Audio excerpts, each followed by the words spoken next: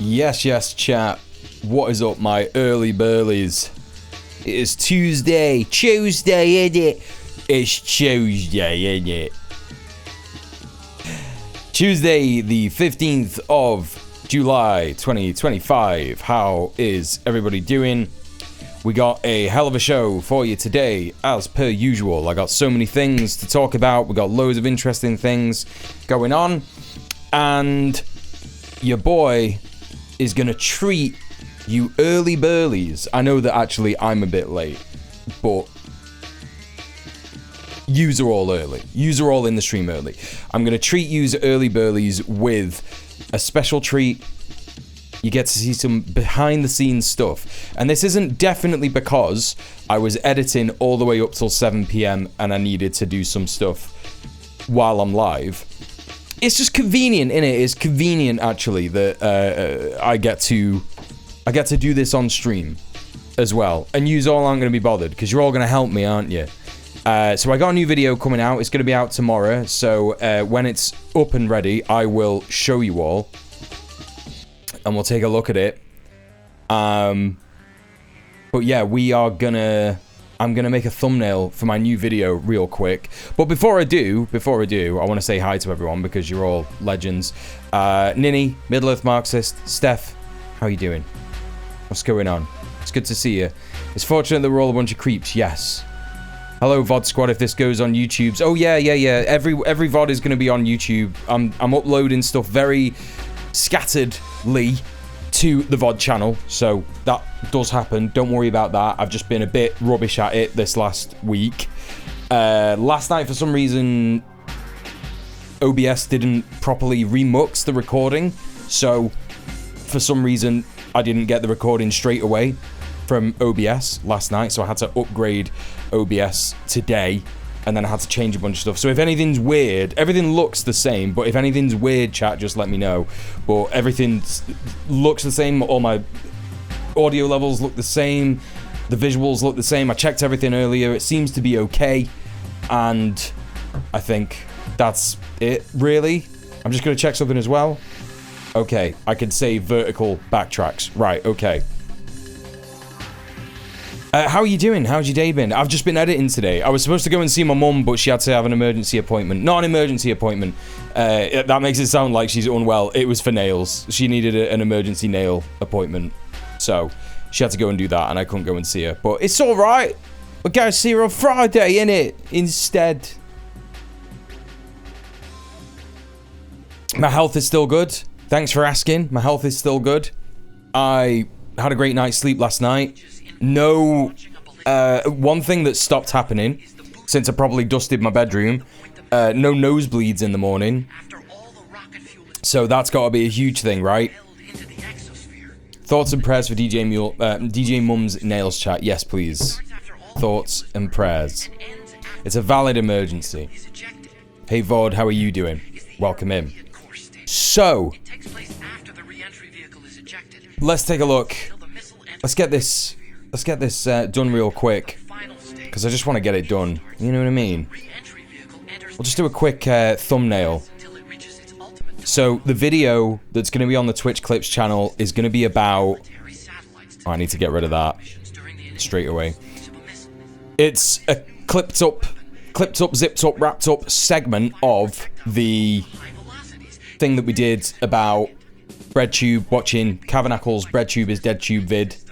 Unfortunately, that is the kind of thing that is going to get more attention on my channel. And as you know, in that segment, I wasn't shitting all over ContraPoints and saying ContraPoints is the reason that genocide is happening and stuff like that. And I actively say in this clipped version, this clipped Twitch edit, having a go at ContraPoints is not going to stop the genocide in Gaza. It's more of a commentary. As you know, in the segment on the stream last week on Thursday night, we went into various things like class, colonialism, and why people don't understand how important it is, and how people who earn a lot of money are going to be less connected to the Palestinian struggle. So it's more about that. Unfortunately, though, I have to use ContraPoints to get some views on the channel because it's a new channel.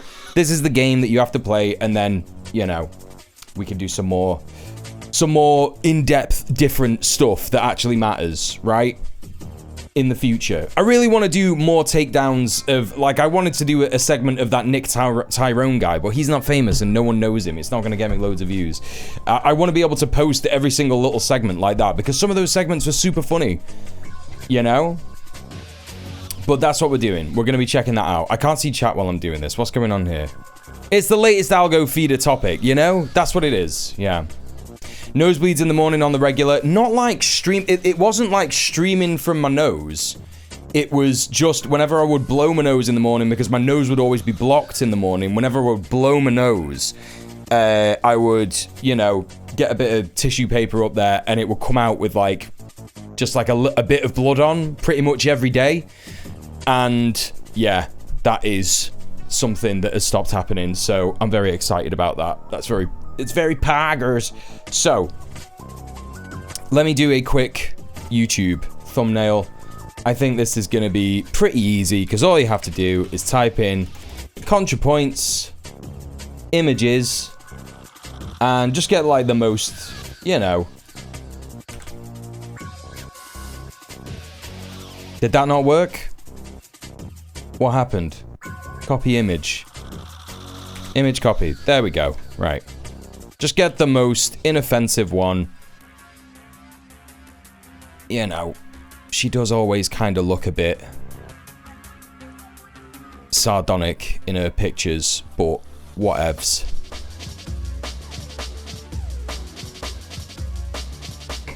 Okay, that's that. And then just a bit. Blending options. Outer glow.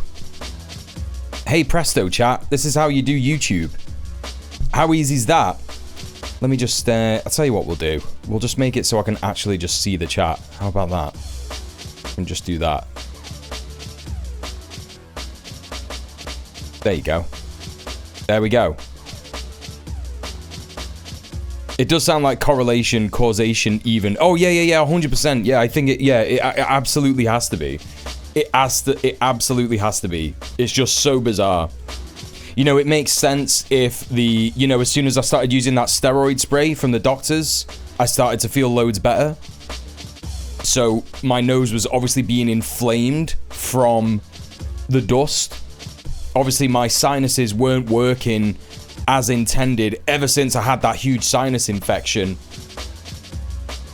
You know, because there's been various points, haven't the chat, ever since I was that ill, where I've said to you, chat, I feel amazing, I feel like I've got all my energy back, and yada yada yada, and then eventually something else would happen and it'd be like, oh, I've got headaches again, etc, etc, I don't know. Auto tone and color to properly remix up the original image. Do you think I should do that? Normally I do that for people who are horrible. I mean, I don't know. She's not. She is kind of horrible. I don't know. Normally what I do is this shit. You know, a little bit of a deep fry. There you go. Yeah. It's properly remixed up now. And I wanted to get a picture of that one tweet. You know? You know that one tweet? Where she's like, 60,000 just isn't that bad. Or whatever. I don't know. Also, hi B-Rat, how you doing? I'm making a thumbnail for my new video that's going to be out tomorrow on the Clips channel. And, you know, we're doing ContraPoints clickbait. Because that's how we got to do things, unfortunately, in this awful world that we live in. How is everybody doing? What's everyone's days been like? What you been saying? So that tweet is in Cav's video. I suppose I could just go and get the video that I made, because I talk about it in that video. Finish videos. Title is going to be, chat. Title is going to be ContraPoints and BreadTubers Silence on Palestine. There we go. It's literally, oh, for God's sake. Why does that happen? Why does that happen? Chat, does anyone know why that happens on Windows and how can I stop it? Anyway, I got what I wanted. All of my windows. All my apes gone. All my windows gone. Right, Chatterino's back. 2 Google Chrome back. Streamlabs. Discord. Photoshop. Okay. Holy shit, dude.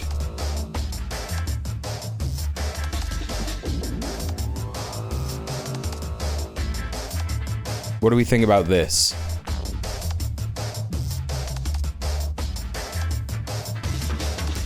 Could also have some text. A little bit of an arrow. I don't know. No, we're not having an arrow. Maybe some text.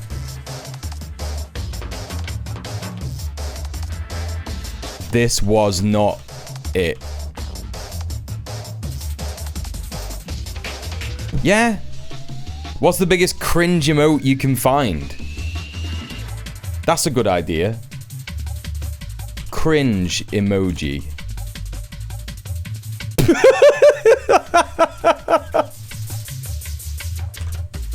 Wait.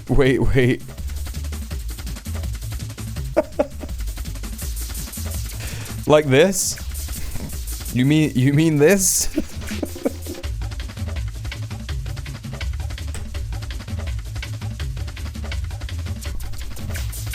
Yeah, what is philosophy without material analysis? That's like Hegelian shit, right? Hello, Origi. Yeah, we're joining the discourse. No, it's not really what it is. It's not really what it is. I've just been explaining to all the other early birds in the chat that basically I'm doing a video on... So I did a segment, I don't know if you were here for the stream last week on Thursday, where basically we kind of dissected... We watched Cavernacle's video and we kind of just dissected why these bread tubers, not specifically ContraPoints, but why these bread tubers may not feel any solidarity with Palestinians, yeah? So that's kind of what it is, but I'm obviously having to... I've got the new YouTube channel, the Clips channel, yeah? And I'm having to use clickbait to get people to watch the video. So obviously ContraPoint's name is going to be in the title, ContraPoint's face is going to be in the thumbnail, but moreover, the video is about how colonialism has infected these people's minds, and whiteness and class, a lack of class solidarity, and not understanding, and how middle classness in what's the word? How middle classness interacts with your material solidarity, right? That's kind of what the video is about. It's about 25 minutes of me talking shit like that with chat. A lack of class is right. Good one. Good one. Also, hey Alejandro, how you doing? Navel gazing shit, yeah. Idealism, no matter how advanced, is never going to amount to anything. Petty bourgeois tendencies. Yeah, well, we said that in the chat, right? We said that in the segment on the stream on Thursday.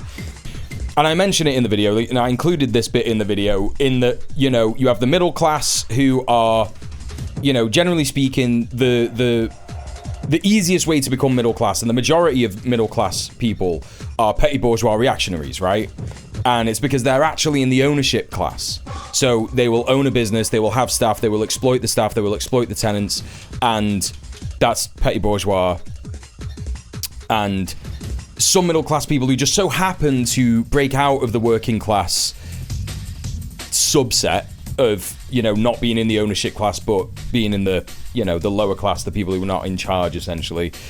They're not always landlords, and they're not always people who own, you know, and exploit staff and stuff like that. So it's just, like, really upsetting that... That's the annoying thing. Like, why have you got these petty bourgeois tendencies when you're not even petty bourgeois? You're closer to being working class, you know, in the grand scheme of things. I mean, I don't know. Maybe she's a millionaire. I don't fucking know, chat. Who knows how much money these motherfuckers make? Let them eat Clinton Foundation grants. Hegel and Feuerbach, but not entirely. It's more that Hegel and Feuerbach shy away from materialism. Right, okay. So we could say that these people... Look, you know... Again, not smart, but I know stuff. You would say that someone like ContraPoints, Philosophy Tube, H-Bomber Guy, any other of these bread tubers, Jesse Gender, who haven't mentioned Palestine, they're Hegelian, because they engage in philosophy and, like, things are really bad, and capitalism is generally the thing that's bad, but material analysis... Forget it. Just vote. Actually, just vote for the party that you're fed. I think I should include this. I think we should include this. This was a good idea. Hello, Mr. Dank. How are you? I'm making a thumbnail for my new video. Where should it go? Where does this kind of thing go? Like that? I've never included an emoji like this in a thumbnail. Well, like, the timestamp will be here, right? Just put it there, right next to her, right over her face. I don't know.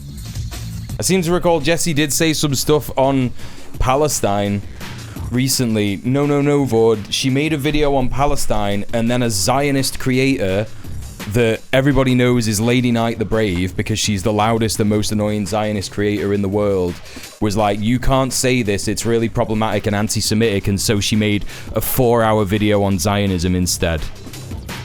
That's what happened. I wouldn't have even mentioned Jessie Gender if she hadn't have done that shit. Extremely upsetting and disappointing from Jessie Gender, you know? I also want to, like, I hate the color scheme on this. Unless she said something differently recently, I don't know. Let's up the contrast here. Oh yeah. Oh yeah, that's looking weird. That's looking a bit more in line with my high contrast background. Louder and more annoying than that Zionist influencer that got kicked off Real Housewives of New York. I don't know who you're talking about.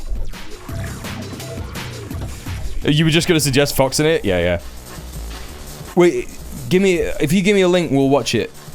We can watch it if you want. Where do you put this? Maybe we get rid of the text. What do you think? Do we get rid of the text and put that there?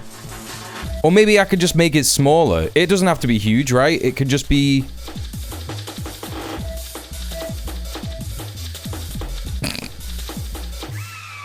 You forgot a name? It's probably for the best, isn't it? That's probably for the best.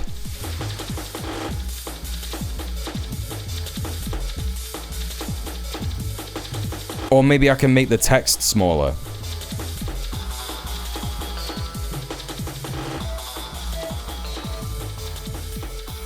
Will that be alright? Lizzie Savetsky? I always squint with my eyes and zoom out if I'm getting indecisive.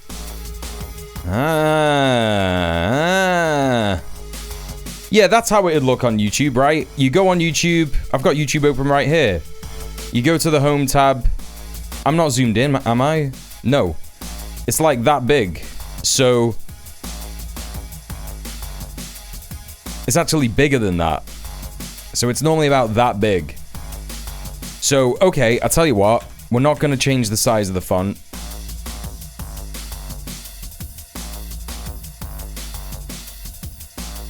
We're just going to have that there. Yep. That's it. It's done. The text over 2 lines to the left of the emoji. That could be good. You mean like this?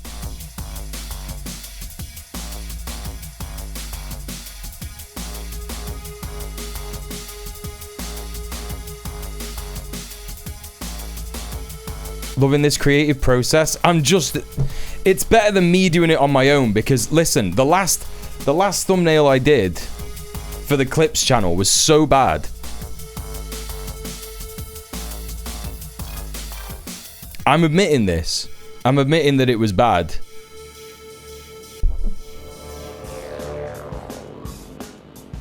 The last thumbnail I did was this. It was just that. Multiples of the emote. Okay, now it's getting crazy. Now chat is being too helpful. This is too much help.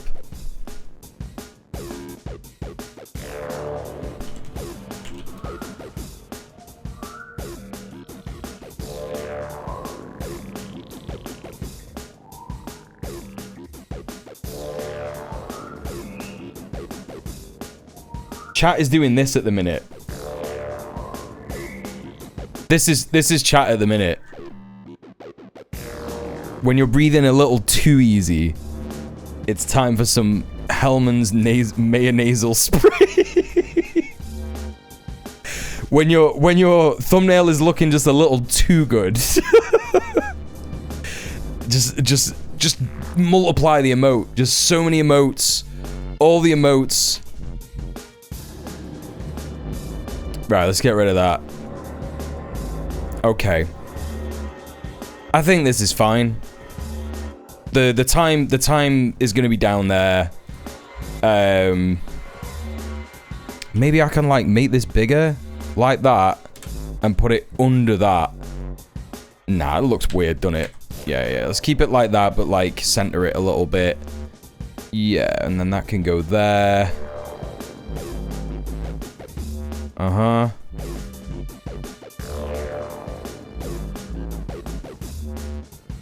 Try and get that right in the middle.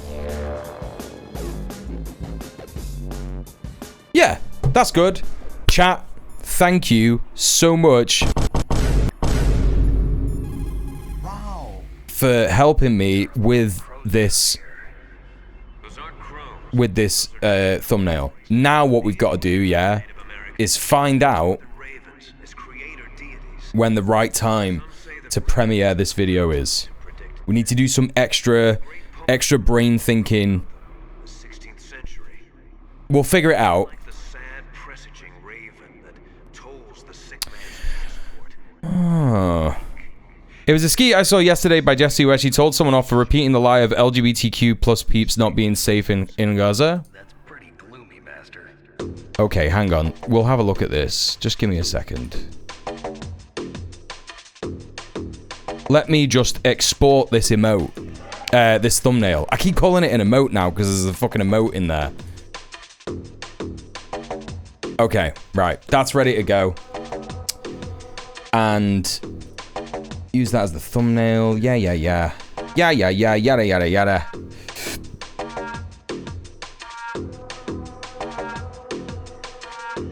Original is gone. Put daylight on it and they're gone. That'll just be because... yeah,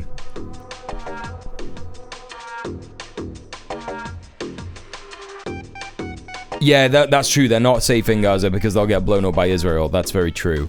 But I think that she was probably saying, don't be using potential queerphobia of, you know, people who scare you because they're not white as an excuse for genocide.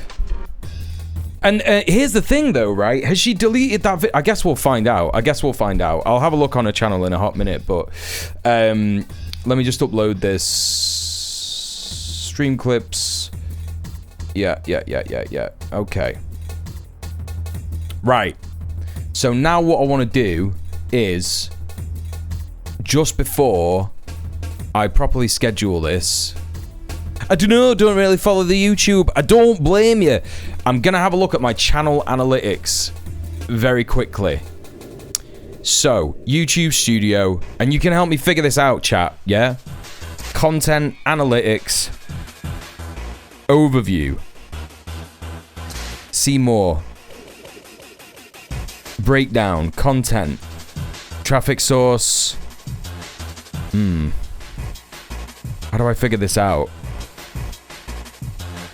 Chat, how do you get it, like, daily, weekly, yearly, daily? Chat, how do I figure out... Oh, I can do custom.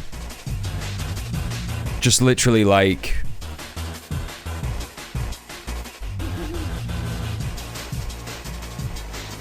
Chat, how do you figure out? How do you get it so that... you can figure out when the most popular time that people watch your content is? How do you do that? 15 days selected.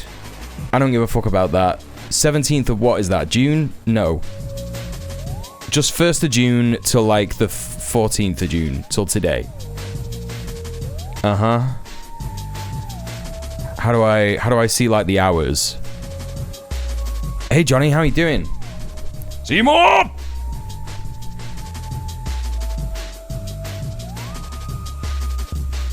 Filter, audio only playback, post type, premiered, product activity, published date, title. Surely there's a way to find out top content in the last 28 days, first 24 hours video performance. Okay, let's try that. Maybe I could just like that one.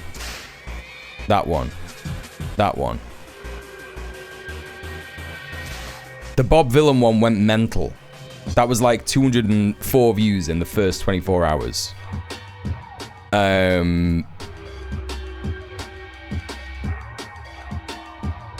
Stop asking your incredibly gay audience to maths. Okay. Alright. I'm just gonna Google it. How to find out when the most popular time for your YouTube channel is.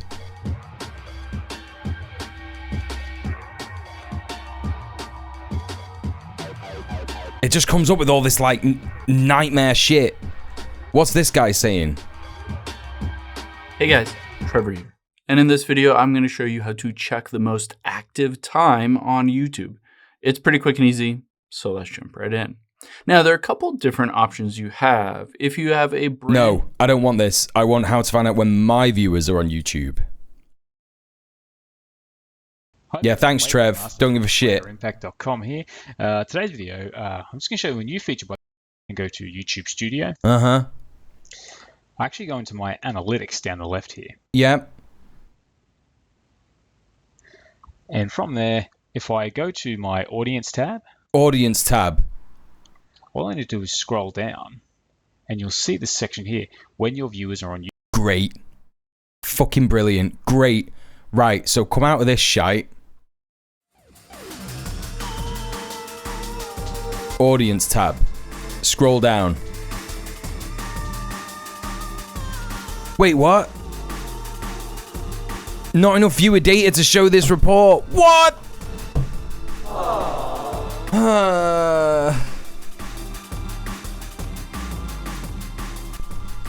Let's try the dashboard. Normally there's like... Or is it on the analytics page? Right, okay. I received 3 views in between 1 and 2 p.m.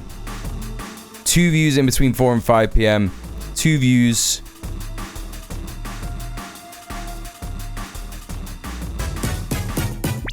Oh my god.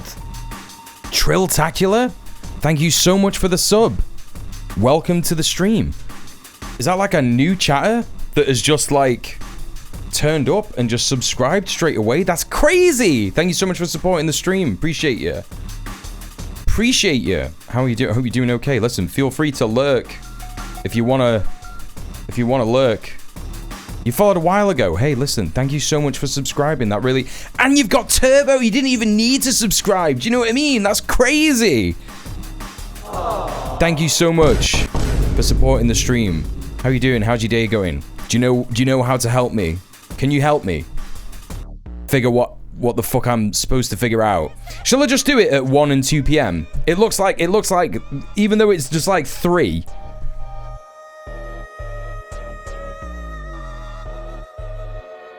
It looks like that just might be the best time to do it. I don't know. It's really hard to tell on like a new channel. I've not got a clue. It's just gonna have to be like... What time do you guys watch Mule videos? None of them do. None of them do. They don't. They just come to the stream and they go, yeah, we watched it. They don't watch this shit. I'm joking. Of course they do. What time do you guys... That's a great idea, actually, Origi. What time do you guys watch the videos? What time are you watching when you do watch? And it doesn't count if you're just being really nice and you got them on repeat in the background over and over and over again to try and help me with algorithm stuff. That doesn't count. If you're just chilling, what would be the normal time where you go, fuck it, I'll watch one of them? In fact, shall I just check on my main channel? Fuck it. I'll check on my main channel. Lunch break. Right, so that would make sense. PvP! Right. So I could just do this on this channel. This is easy. Because I already got all this stuff. Right, when is my audience on YouTube? 6 p.m., 9 p.m. on a Sunday... Wednesday. 5 p.m. on a Wednesday. Well, Wednesday looks like a shit day. I should have uploaded it an hour ago. I should have uploaded it like an hour ago on a Tuesday. Right, well, I know that for next time. Maybe I should do it at Thursday at 5 p.m. I don't know.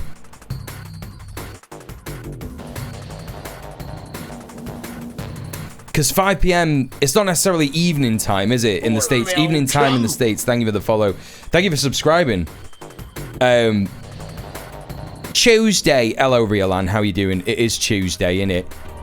Try different days and document the response. Yeah, but this is the thing. It's, yeah, no, I am gonna have to do that. That's a great idea. I am gonna have to do that. Right, thank you very much, everybody. Thank you very much. We are gonna get into the news in a minute, in a hot minute.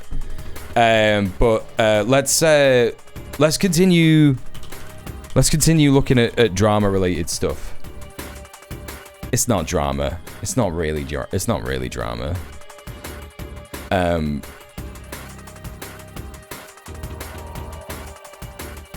Organizers in chat, that's it. To the Jesse 11 months ago, Zionism isn't fascism, it's worse. But I heard that this video is bad, so she didn't take this video down. It's almost a year ago! It is drama a little bit. It is, yeah. It kind of is. She didn't take this video down. It's a year ago. This is crazy.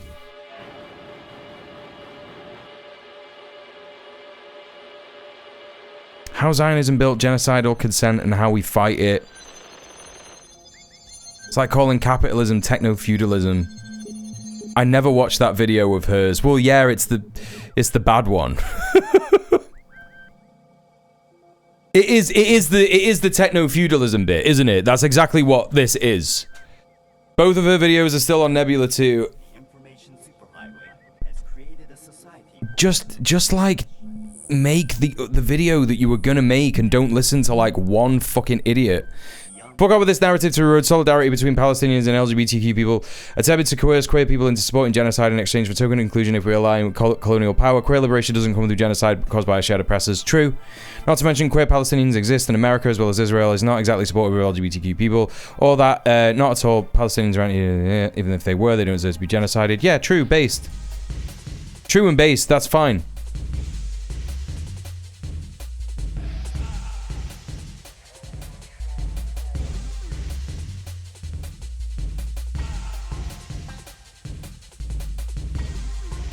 Cool. That's cool. I guess I'll follow her again. I guess I'll resubscribe. I don't know. I mean, I probably won't. Like, I didn't know it was bad.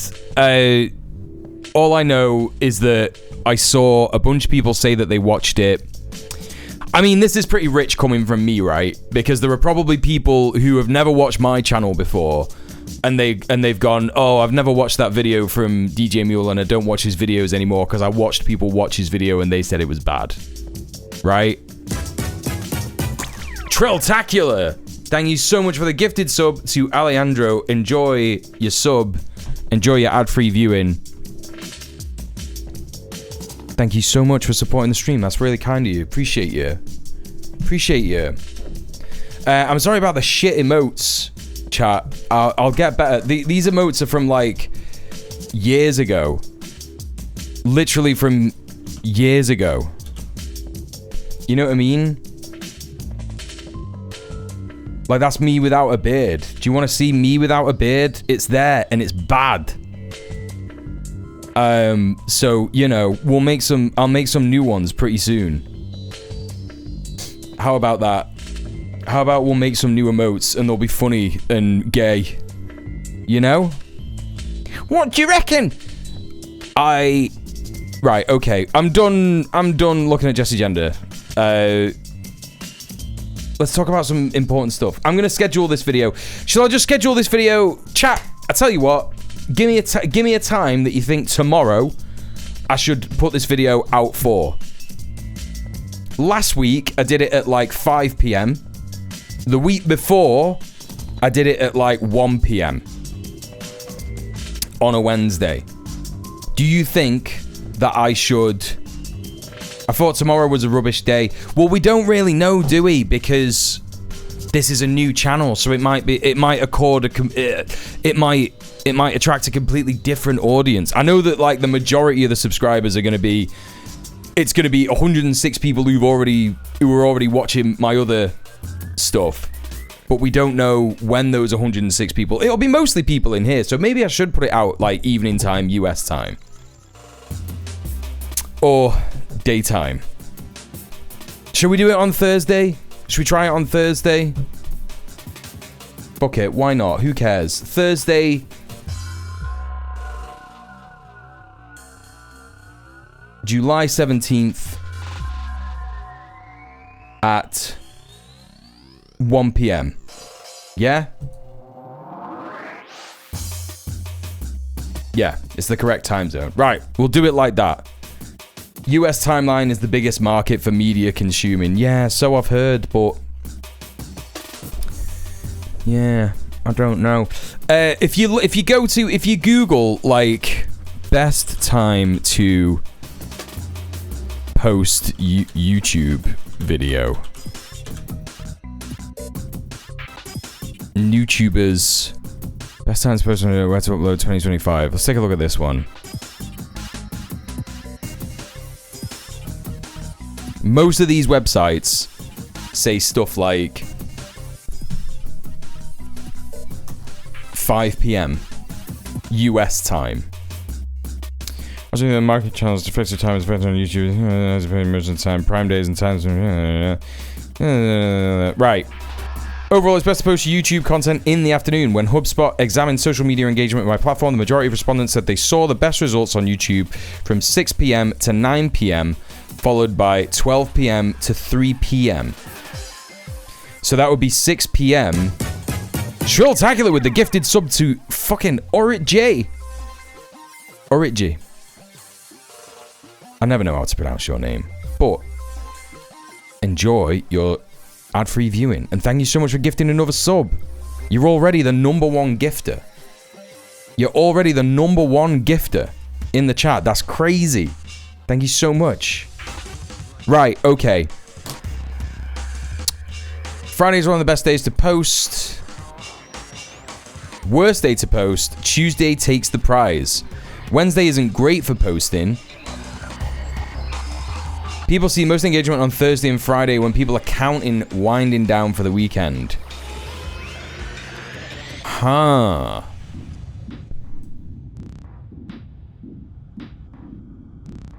Okay, 12 p.m. Let's do 12 p.m., 3 p.m. US time on Thursday.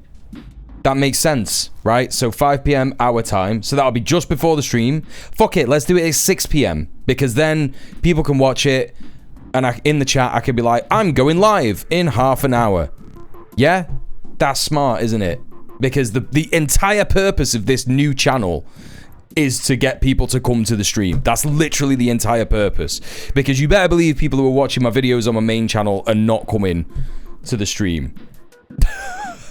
Because they don't want to sit here and watch me do the millennial pause every... I'm doing it now. I did it then. They don't want to sit here and watch me do the millennial pause while I go, look at this article from BBC. Yada, yada, yada.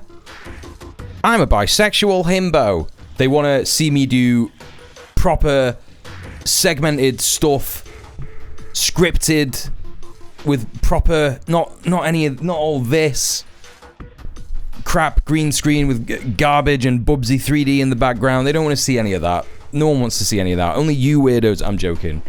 The best people want to see this stuff, not the YouTube people.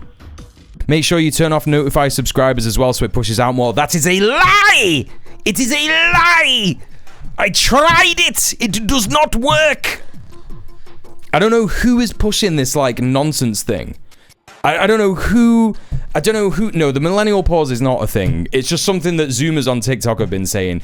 They've been also, hi, by the way, Sorker. I didn't mean the first time to greet you in the chat today to be, like, yelling at you. It's not you. You've not got it wrong. It's a YouTube urban myth, yeah. No. I tried it. You remember when I did a video about the Madeleine? I did a clips video about the Madeleine, and I experimented. People were saying earlier, let's experiment, right? I did that with the Madeleine video, which I thought was going to do really well because it was a hot topic. And I turned off. I did the thing. You know, it's on all the things, isn't it? It's on all. When you start a new YouTube channel, make sure you untick this one special button will make your YouTube channel grow. Those channels don't want other YouTube channels to grow. They don't want that. They're all fucking taking the piss. I remember this when I first started YouTube like 10 years ago and I was doing like gaming content.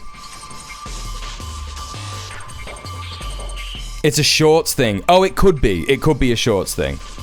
It could be a shorts thing. I've just seen it referred to as YouTube videos. But it used to be a huge thing all the time. Like, even back in the day when I first started YouTube. And people were like, oh, what you have to do is this one special trick and it will get loads of people to watch your video. And it just doesn't. You just have to make good, relevant content with a bit of clickbait. Like, that's the formula.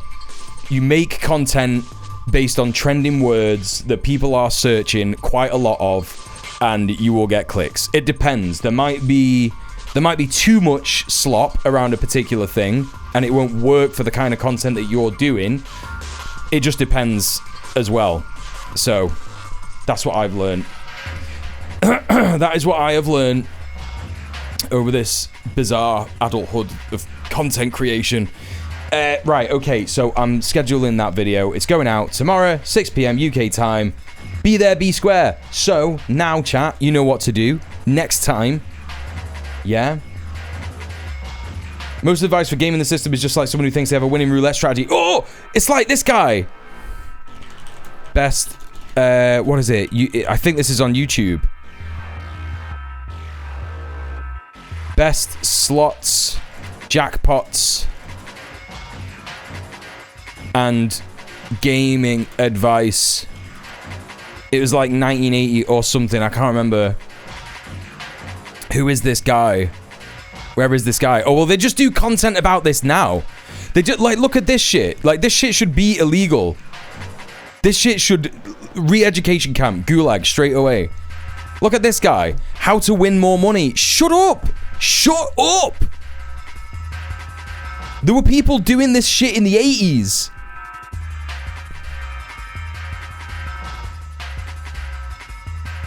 I'm not going to be able to find the video. I'm going to have to go and find it on Red Letter Media. Best of the worst. Gambling. It's that gambling one.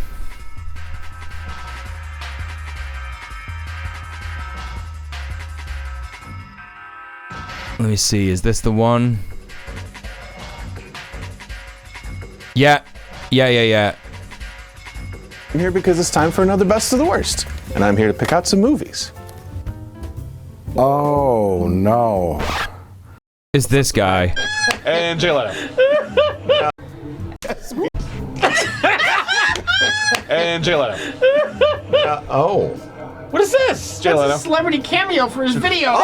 Slot machines, coked out of his mind, and explaining what happens on the slot machine, and then awkwardly cutting to the next slot machine. Sometimes he's not aware they're rolling yet. Silence, and then the camera zooms out, and he explains some more, and he loses his mind, and then it just cuts to the next scene, and it never got boring. It's like, this man cannot stop. And it's going through its mile a minute, and then it just suddenly.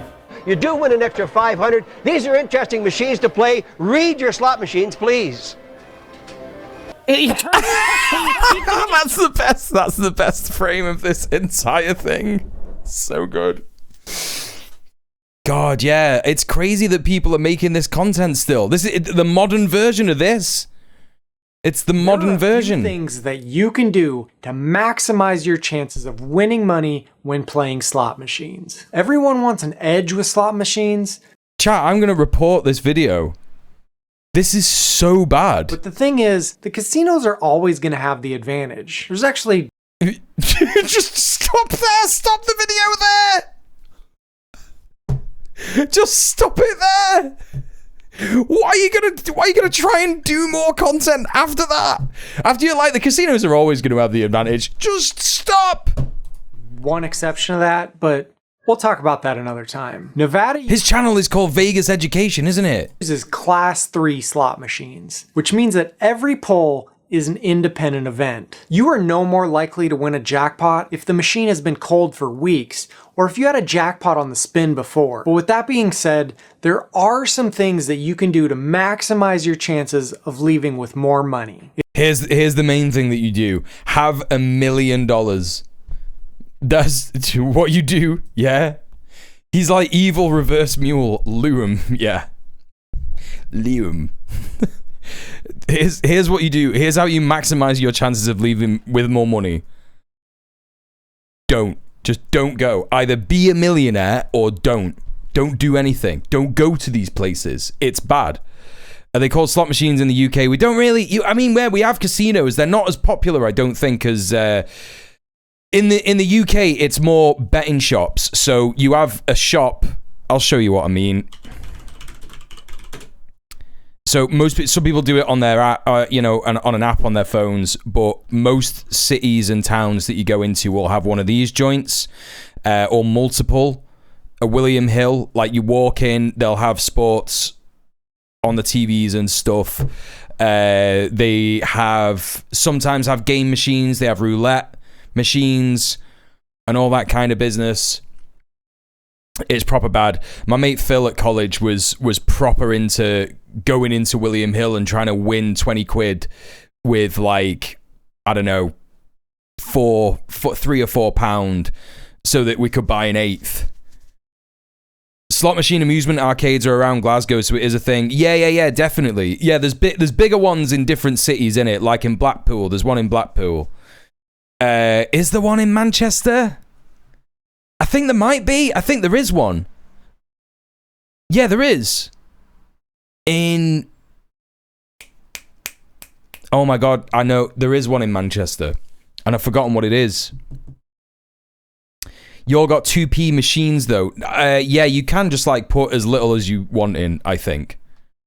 I'm pretty sure. Yeah, it's crazy. Chat, this is mental that this exists. If you're into these gambling-oriented videos, hit the like button. So I know people are actually into these type of videos. And TTK, how are you doing? Have a money management. There's one in your tiny ass town. You'd be surprised if there wasn't one in Manny. Slot machines, there is one, yeah. If you play for long enough, your bankroll will 2 chain casinos I know about. We've got casinos in Manchester. That's definitely a thing, by the way. We've got, like, there's a Grosvenor casino. There's 2 of them. There's one in Salford, which isn't that far. It's basically Manchester, but don't say that to any Salfordians. There's one in Salford on Regent Street, and there's one on Portland Street.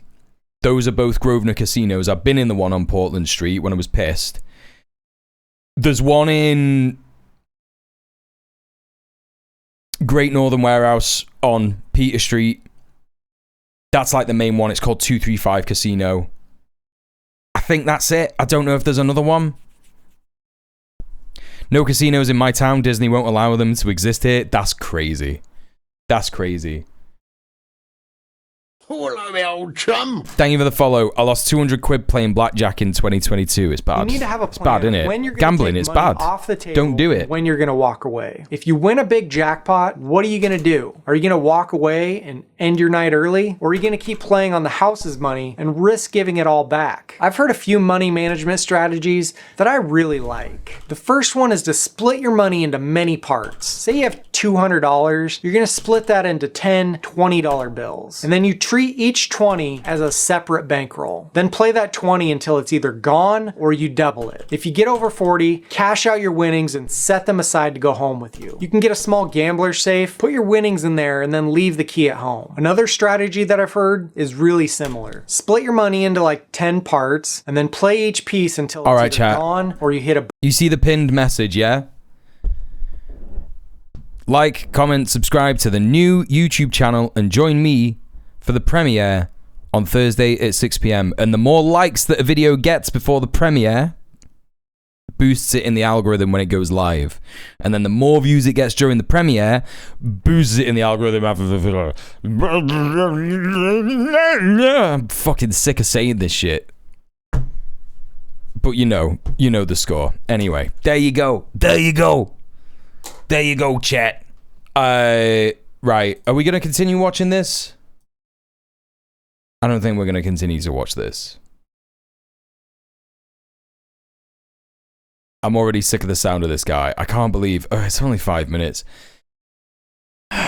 Okay. Bonus or a jackpot. If you do, cash it out and lock that money away. Doing strategies like these isn't going to increase your odds, but it's going to ensure that you're always leaving the casino with some money. You don't have to follow these exactly, but come up with some kind of plan for what you're going to do and what works for your situation and how you like to play. Walk away when you get a big hit. People like to think that when they win, the machine's hot and you're gonna keep winning. Machines don't get hot. It's always random. Remember that the casino always has the advantage in the odds, and you're more likely to put all your winnings back into the machine. That is the only good advice that you can have. I would say that if you're gonna go, if you've got disposable income where you can go to a casino, right? Take 20 quid maximum and don't spend any more than that. As soon as it runs out, go home, right? That's just it. Don't go with someone who is bad at self-control. Your mate that drinks and drinks and drinks and drinks and doesn't stop and encourages you to drink as well. Don't do that. Don't go with that guy. And if you win, just be like, yeah, sick, I won some dough. Let's go out for a curry or something. Or put it in the bank. Whatever you want to do, it's your dough. But don't be like, yeah, I'm on a roll. There's no such thing. Like he says. This is good advice. Then you are to have another big win.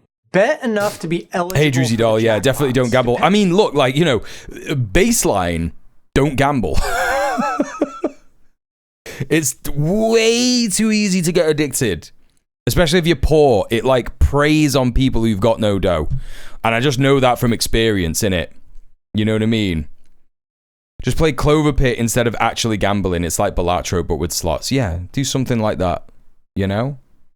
Yeah, my baseline advice, my first advice is never gamble. And that isn't even like I'm not supposed to say that because I'm on Twitch or whatever. I know that Twitch has got like strict gambling kind of TOS stuff. I'm not even just saying that because I'm streaming and I don't want to lose my platform or anything. I'm genuinely telling you, just don't gamble. But if you have to, just walk in, walk out. Don't think that you're on a roll or whatever. Don't spend loads of dough on it. And that's it. Denomination of the machine, it's going to have about an 88 to 95% payout. But maybe 10% of that payback might be in the form of the big jackpots. So your bankroll might go down and down and down, and you're waiting to hit that big jackpot or bonus. But what if it never comes because you aren't even Yeah, no, that's right, so okay, yeah. You could be playing a progressive machine with a huge jackpot that you aren't eligible progressive for. machine. Those are going to have terrible odds because a big percentage of the payback is going to be into that progressive jackpot. A jackpot that you aren't even eligible to win. A jackpot that you're building up for someone else to win. Don't play the max number of lines if you don't have to. This goes against everything that people say, but hear me out on this. There's two variables that you can change when playing slots. How many lines you play and how much you bet on each line. You should be betting enough to be eligible for the jackpot or the bonus round, so make sure you read the rules. But if you don't have to play the max number of Read the rules. It's the same as the guy from the 80s. I cannot explain to you. If you've ever seen that Red Letter Media episode, they watch that video and all that guy says in the video is, read your slot machines, please. Like, that's all he says. Just read the machine. Read the machine. And that's just what this guy is saying. 40 years later. 40 years later, and nothing has changed. Casinos are still the same.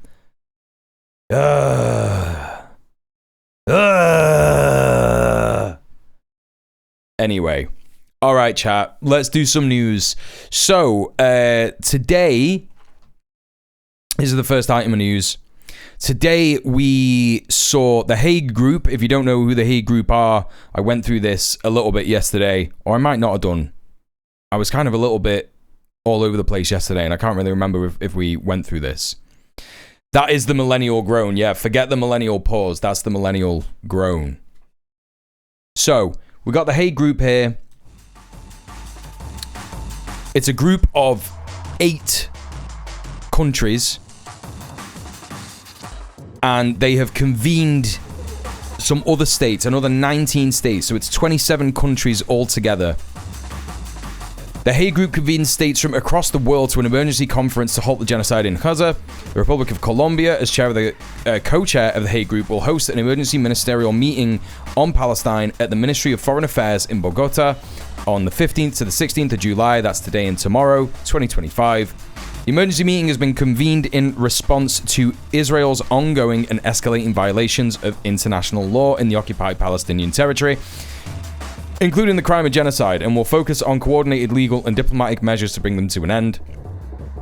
Convening states from both across and beyond the founding membership of the Hague Group, the emergency meeting will center the legal obligations of states as determined by the advisory opinion of the International Court of Justice of July 2024 to stop all actions, quote, that assist in the maintenance of the illegal situation created by Israel in the occupied Palestinian territory, end quote, and to support the full realization of the Palestinian people's inalienable right to self-determination.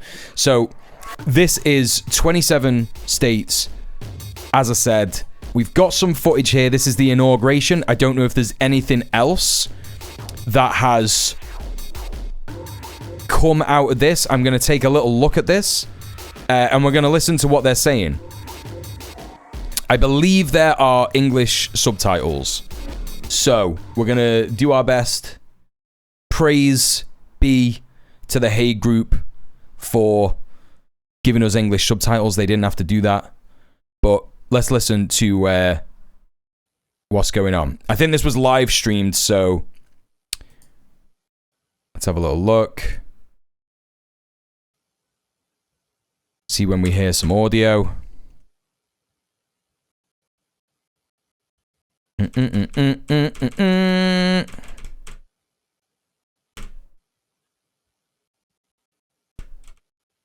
Okay. There we go. Good morning. Oh, there's translation. Please be welcome to the living room of the St. Carlos Palace, seat of the Ministry of Foreign Relationships of Colombia. Okay, just while they're introducing, I'm just going to run to the toilet real quick. I won't be long. The broadcast through the social media of Colombia's Chancellor's office. Colombia and South Africa, being joint presidents of the Hague Group, are leading the ministerial emergency meeting on Palestine. This meeting was summoned as a response to the continuous violation and escalated violation of the international humanitarian law that is committed by, including genocide. Meeting is going to be focused on legal and diplomatic coordinated measures to put an end to these serious breaches. With the participation of member countries, founding members as non-founding members of the Hague Group, the emergency meeting is going to be focused on the duties of the states as it was determined in the consultative opinion of the International Justice Court of July 2024. What did I miss? He's a bit quiet, right? In order to put an end to all the actions that contribute to keeping the illegal situation created by Israel in the Palestine territory that has been occupied, and keeping the full making of the rights of the Palestinian people to self-determination. At the end of this meeting, we will talk about some concrete measures to enforce the international Hey, Mort, how are you doing? Through coordinated action to with aiming to end the genocide, and we're having a proper accountability. To start with this meeting, next we have cool. They turned it up just as I turned it up. Relationships of Colombia, Rosa Yolanda Villavicencio. Okay, this won't be too long. This is just changing a scene.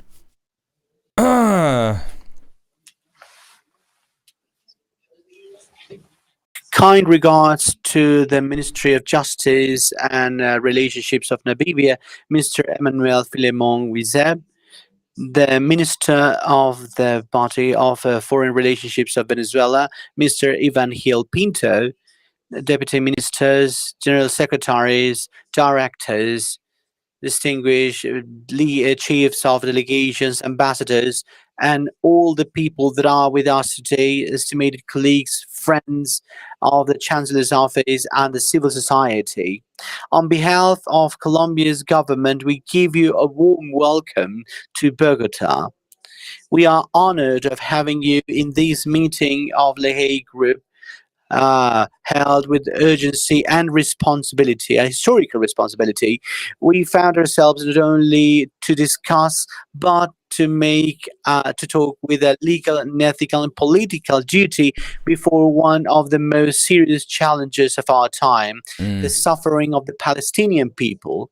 Colombia has stated unambiguously that what happens in Gaza is a genocide.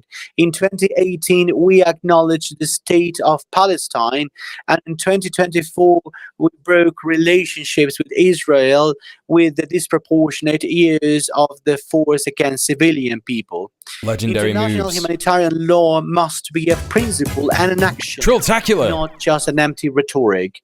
This conference, Thank you so jointly much led with South Africa, for the proves third that the gifted governments of the sub to global Mr. South Dank. do not accept And that the right is held hostage of geopolitics. the fourth What gifted happens in sub. Palestine is not an accidental Holy shit, thank you so much for supporting the tragedy, but is a stream. regime of occupation damn. and exclusion that the international community Thanks so much cannot for tolerate supporting the stream. anymore. Holy shit. That's why the summit goes to go beyond statements, supporting the Enjoy your egg investigations of the dogs. Criminal International Court to ensure the compliance Legend. of the International Justice Court, to propose some specific sanctions and mobilize all the tools that are provided by the international law. We are not alone. This network of states wants to defend the international legality, even when it bothers others. It's not a religious conflict. It's a dilemma between justice and impunity. Yep. Today from Bogota, we reiterate Palestine is not alone. This meeting may be the beginning of a joint action, firm and transformative. Thank you so much. Here's hoping. Lady Chancellor, thank you so much. Now I'm going to give the floor to the General Secretary of the Department of International Relationships and Cooperation of South Africa, Mr. Saint Dango. Thank you very much. Minister Villa Vicencio, former President Samper, Minister Riyad Mansour, and I also need to acknowledge the special rapporteurs amongst us, Francisca Albanese and Tlalang Mufokeng. Also need to acknowledge Vasha Gandikota Nelutla from Progressive International, but also all the ministers, deputy ministers, and senior officials, ambassadors, excellencies. Thank you for joining us here today. I'd like to thank the government of Colombia for convening this meeting under the auspices of the Hague Group. The Hague Group was formed in January this year with a view to hold all states accountable for breaches of international law and to protect all the integrity states of the international legal regime. It's going to be interesting to hear what that looks like if they are wanting to hold all states accountable for breaches of international law. What does that look like?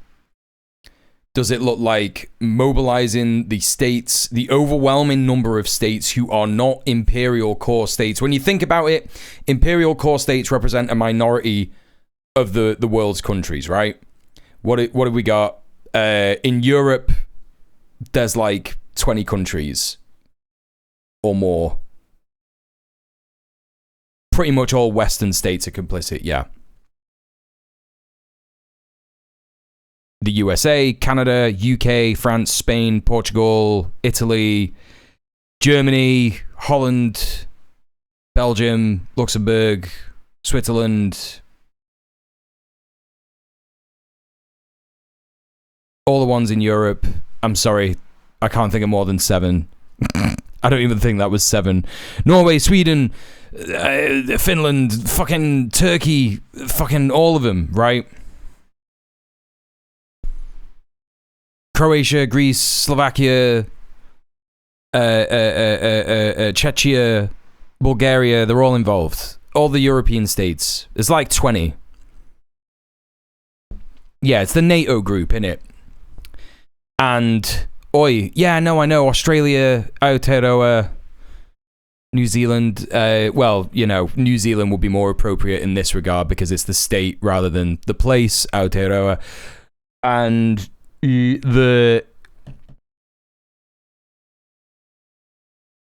I guess it's what that looks like. What does it look like if they are going to try and hold those states accountable?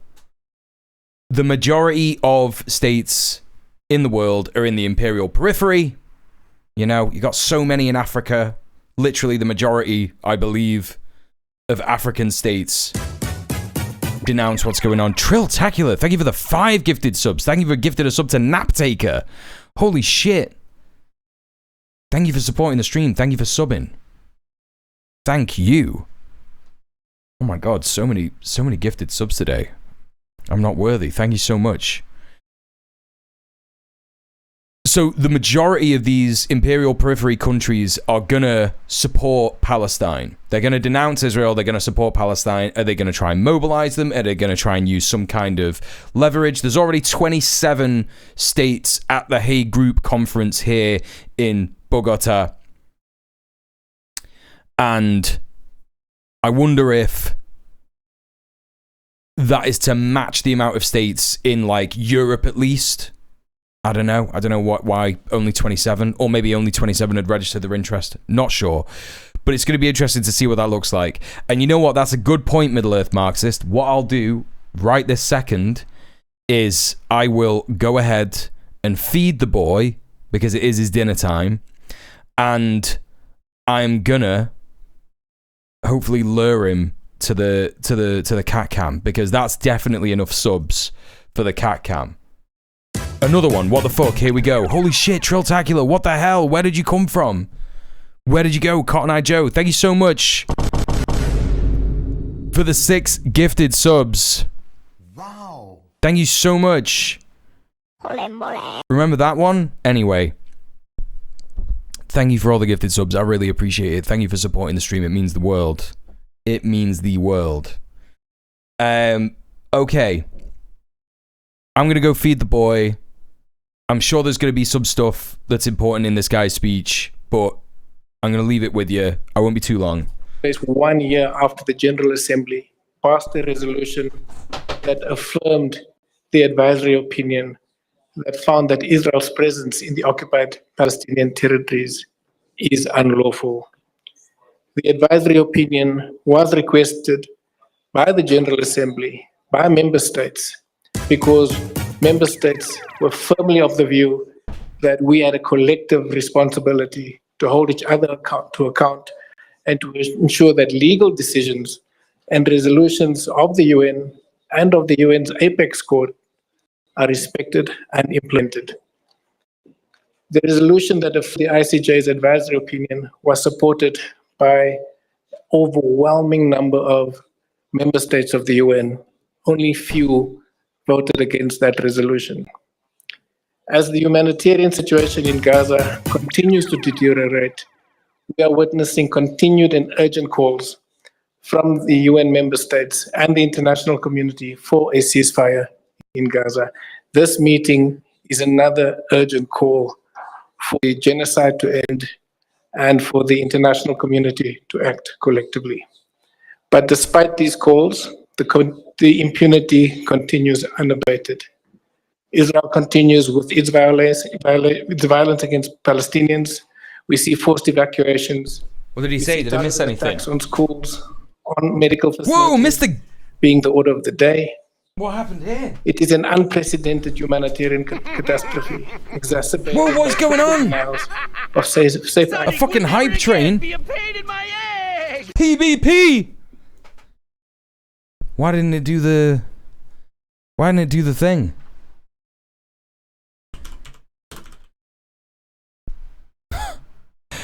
A hype train, you say? Okay. I guess you do say that. So, you know, we gotta have some tunes, right? That's what's gotta happen.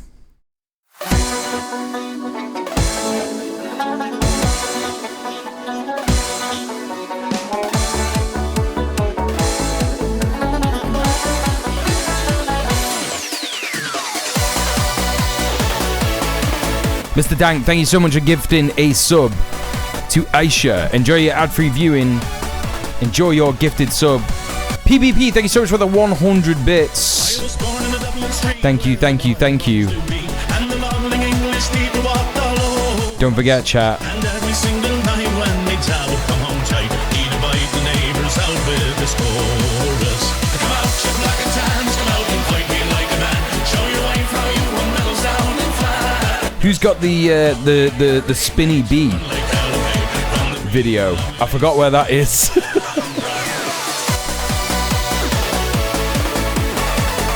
Good news, finally got my autism diagnosis. Hell yeah! Nice! Come tell us how you slew. Why didn't that work? 2 by 2, like the Zulus, they had nice bows and arrows. Of how bravely you face one with your 16-pounder. I just tried to do the WoW thing and it didn't work. Oh! Okay. Congratulations! Drilltacular with a gifted sub to Steph. Thank you so much for gifting 8 gift subs. And another gifted sub to Vordrella. Holy shit! Drilltacular, what the hell? Thank you so much for supporting the stream. And another gifted sub. 10 gifted subs. Holy fucking shit. Y'all can't hide. This is crazy. Thank you so much. Oh my god. Chat, we are at 100% of the hype train. Level 3. Can we get it to level 5?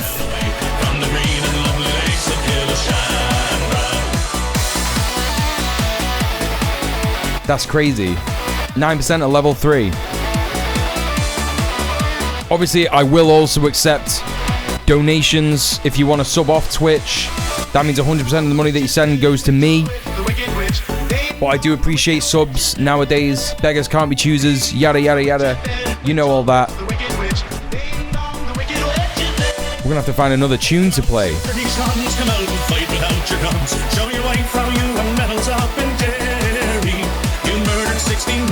And you'll do the same again. Bloody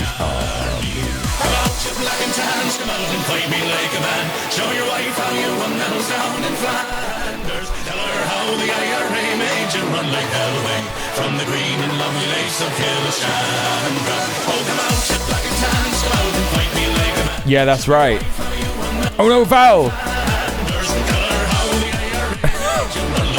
My bot thought it was a...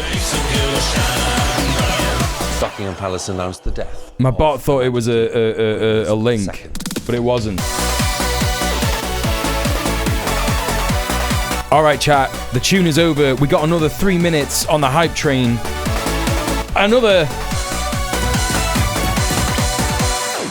Trilltacular with another gifted sub. 11 gifted subs today. 11 gifted subs. Holy shit. Thank you so much. Literally a new chatter. Whoa!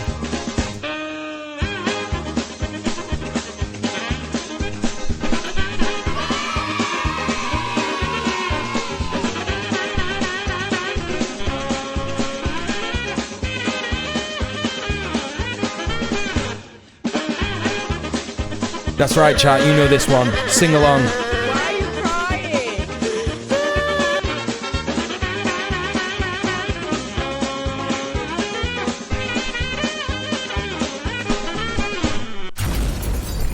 Fuck the police. Steph with the 1312. Thank you so much. Thank you so much for subbing off Twitch. Thank you so much for supporting the stream. Holy shit, we still got more time on the hype train, folks.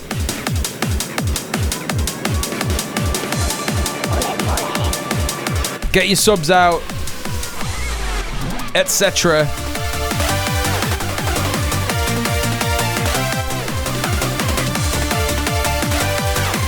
Sing along if you know this one. We just got married, we're on the road, visiting my husband's hometown. Look up at the vast sky and hear an awful sound. 4 Hellfire missiles in the sky. I watch my life flash before my eyes, but at least there's one huge plus. We know that the bomber was a gay woman, drone pilot. Hell yeah, chat. Girl boss. Hashtag girl boss.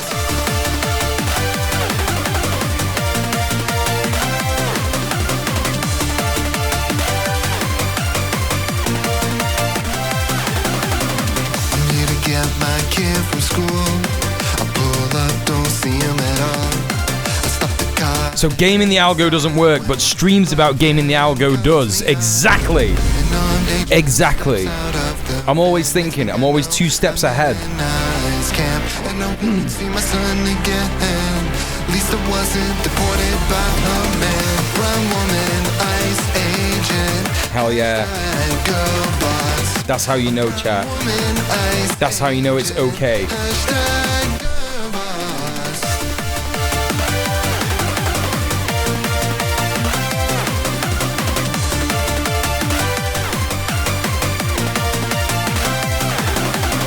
I got laid off by a woman CEO. Oh yeah, it was hashtag woke. To build a settlement. Thank God the IDF has gay soldiers in it. We'll Yeah, thank God. yeah, man. It's fine, the Pentagon will be led by a black man. Don't you know the world's inherently violent? That's why we need more women drone pilots.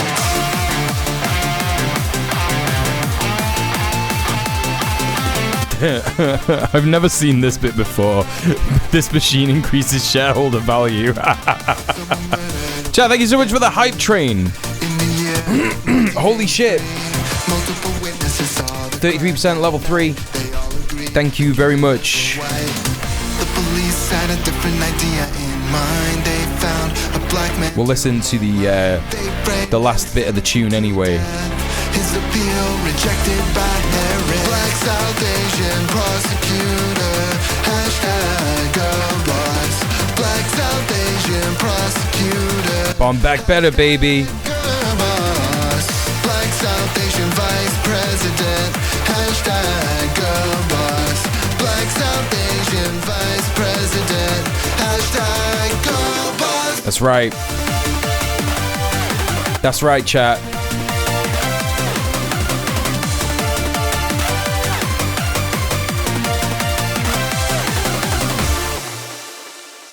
Thank you so much, everybody, for all the subs and bits and donos. Really, really appreciate it. Thank you very much. There is something wrong with my OBS. What the hell? What happened? Oh, is it because of that? Will it work now? Oh, there you go.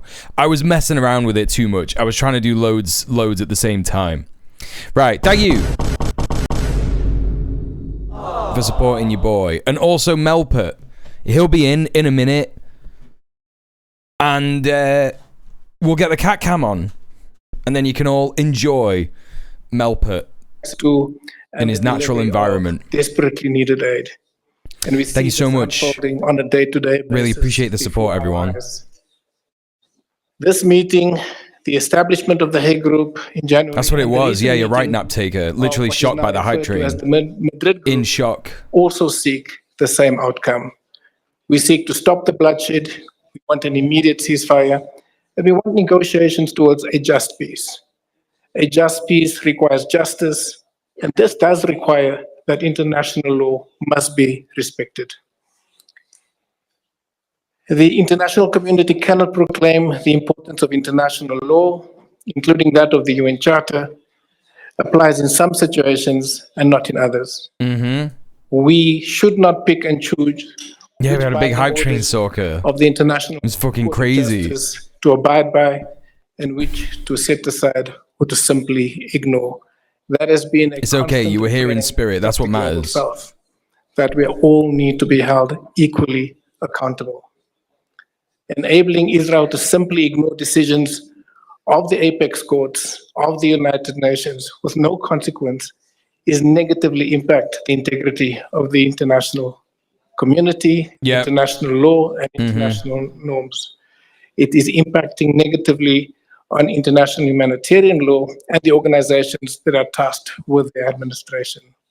Israel's continued disregards for the rulings of the ICJ, undermining binding resolutions of the UN Security Council, is harming the capacity of all of the global institutions. And it's not just Israel, it's handler states, the UK, the US, France, Greece. Netanyahu was in all of these countries recently. Not one of them detained him, arrested him, wanted on suspicion of war crimes, suspicion of genocide. To govern in a way that will end impunity. This is unacceptable, and all of us should not be complicit in Israel's endeavors to irreparably harm the institutions that were established to hold all of us accountable to the goals of a more peaceful and a just world. Israel's unlawful actions are enabled when we seek, and I say we, I mean states, member states with the power to stop it, often seek to rationalize their actions. Yeah. The crime of genocide, war crimes, crimes against humanity, and the crime of apartheid are not complex. They are simply unlawful. The advisory opinion, and I'm going to keep coming back to that because and this is the thing, that you can only really... I can't spell his name because someone comment the Yahoo guy's name. Netanyahu. Yeah. You could just call him the Yahoo guy. That's fine. That's fine for me, honestly. Obviously,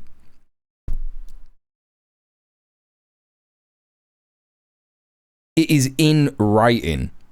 This is the issue. This is what I think most people take issue with when it comes to international law and the Zionist entity known as Israel. It is written, it is codified in their law that apartheid is the way that they run their country. Only Jewish people have the right to self-determination in the occupied territories. That is apartheid. Illegal under international law. It's illegal. But, of course, because of the immense amount of backing that it gets from states with a lot of money, the US, the UK, the imperial nations, that's why. Measures that emerge they get away from with the it. advisory opinion will be subject for discussions. Netanyahu, yeah, it's true. That is his name. That advisory opinion provided the basis for the 2024 resolution that reminded us that we are legally obligated not to condone internationally wrongful acts of the government of Israel. It is time to end the institutional impunity that Israel has enjoyed for over 5 decades. The carnage we see in Palestine today is testament to the folly of Israel's grand exceptionalism from accountability to international law and norms. In affirming the ICJ opinion, the members of the UN called on the international community to halt the transfer of weapons, parts, and ammunition to parties to the conflict, as these are at risk of being used to commit violations of international humanitarian law and the unconditional transfer and sale of weapons. We also called for a blockage and a stop to the sale and transfer of parts and ammunition by all governments, when there's a clear risk of use in harming civilians and violating international law. And we've seen how this has enabled the violence and the genocide that continues unabated. Right. The ICJ opinion concluded that all states, all of us, have an obligation not to recognize as legal the situation arising from the unlawful presence of Israel in the occupied Palestinian territories, and not to render aid or assistance in maintaining the situation created by Israel's illegal presence in the occupied Palestinian territories. That same opinion also concluded that there's a serious risk of genocide against the Palestinians in Gaza. As responsible member states of the UN, it is our duty to ensure that the bloodshed and genocide is stopped, and it has to be stopped now, as we do not have the luxury of time. This is not a genocide after the fact. It is happening as we speak. Like, it's crazy that Keir Starmer has just been back and forth on this in saying things like, I know what a genocide is, I was a human rights lawyer. And he will recognize that the Bosnian genocide happened, and the Bosnian genocide was what? I don't want to get this wrong, but I remember seeing figures this week because I'm not massively like read up on it, but like it was Srebrenica, right? And wasn't it like 8,000 people? I can't remember. Let's have a look. Timeline of a genocide. Bosnia and Herzegovina, Srebrenica.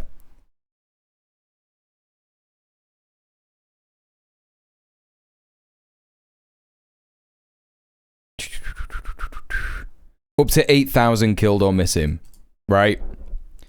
And the number already exceeded that in Gaza in the first month. The first 2 months. The health ministry was like 10,000 people have died. And these aren't combatants. They're not, you know.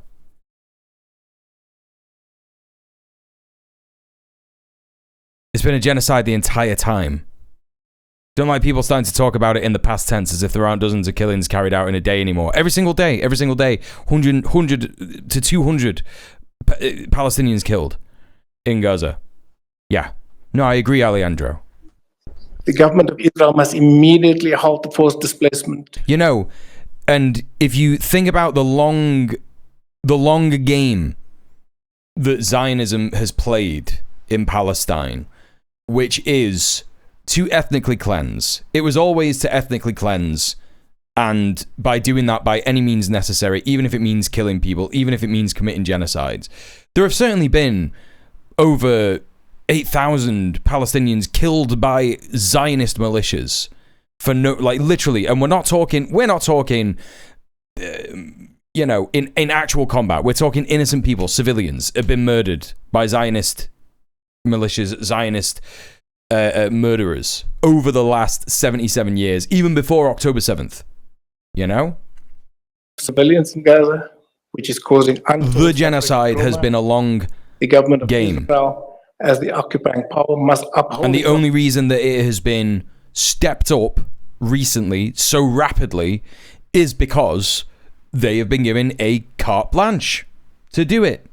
Obligations under international law, protect and uphold the rights of Palestinians, refrain from excessive and lethal use of force, and guarantee unimpeded access to humanitarian They were like, we've got Joe Biden in power. He is an old guy, an old war hawk who wants to see people burn before he dies. He wants to be some kind of dictator president. A carte blanche, a blank slate.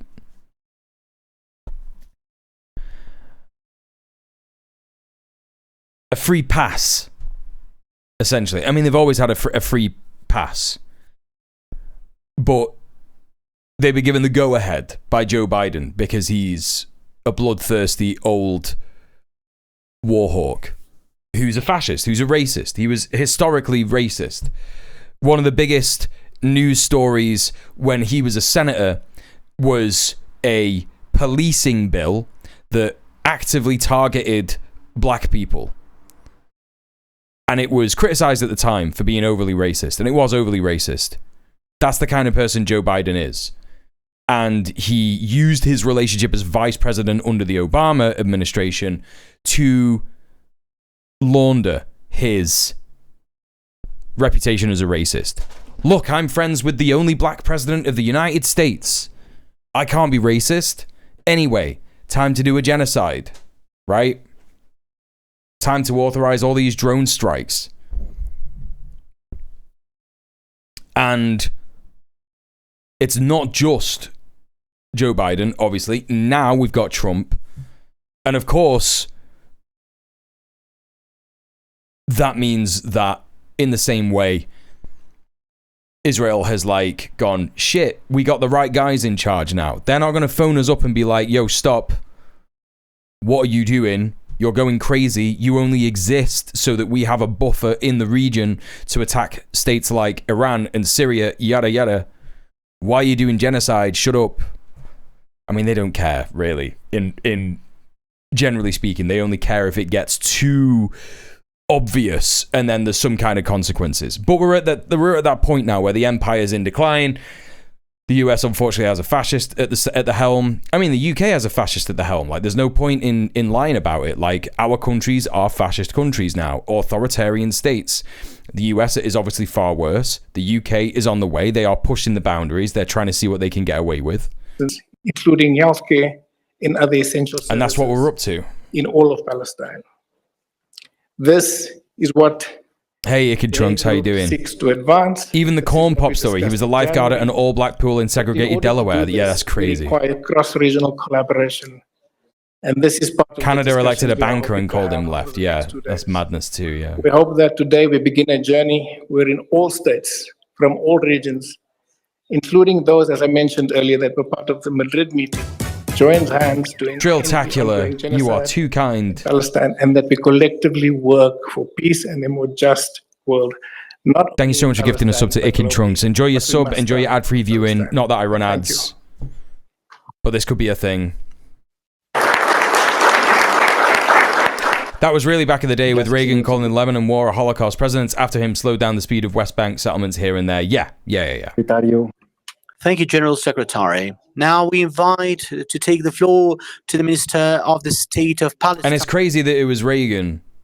It's crazy that it was Reagan. You would think that Reagan would be all over that shit. You know? But there you go. Riyad Mansour.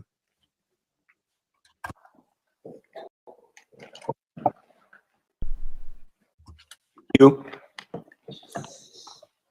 I am so honored to be sitting on this table with such distinguished leaders, the Foreign Minister of Colombia, the General Director from South Africa, and my dear friend Francesca, in beginning this timely and very important conference here in Bogota, here in Colombia, organized by the Hague group and all of the friends who are supporting this concrete practical initiative, as the article, the very important article of your president in Colombia, which was published in The Guardian, stated very accurately what we need is not reaffirmation of principles. What we need is implementation. We need action. This conference, the Madrid conference, and others that will follow, are ushering the beginning of a new atmosphere or a new stage in the struggle of the Palestinian people by implementing international law and the will of the international community reflected in the historic advisory opinion of the ICJ and the resolutions of the Security Council and in the General Assembly. Excellencies, ladies and gentlemen, friends, I am honored to represent Palestine, State of Palestine, at this historic meeting in Bogota. Allow me to begin by expressing our sincere appreciation to Colombia for hosting this meeting and lending its active and principled support to the Hague Group and to all the countries and organizations represented today at different levels of representations.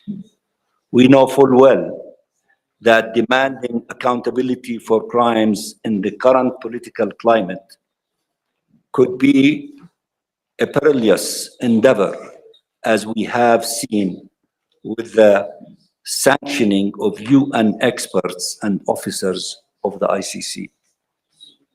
Our meeting today is a rare demonstration of political courage at a time when world politics is marred in duplicity of principles in action in the face of cataclysmic violence, and complicity in genocide.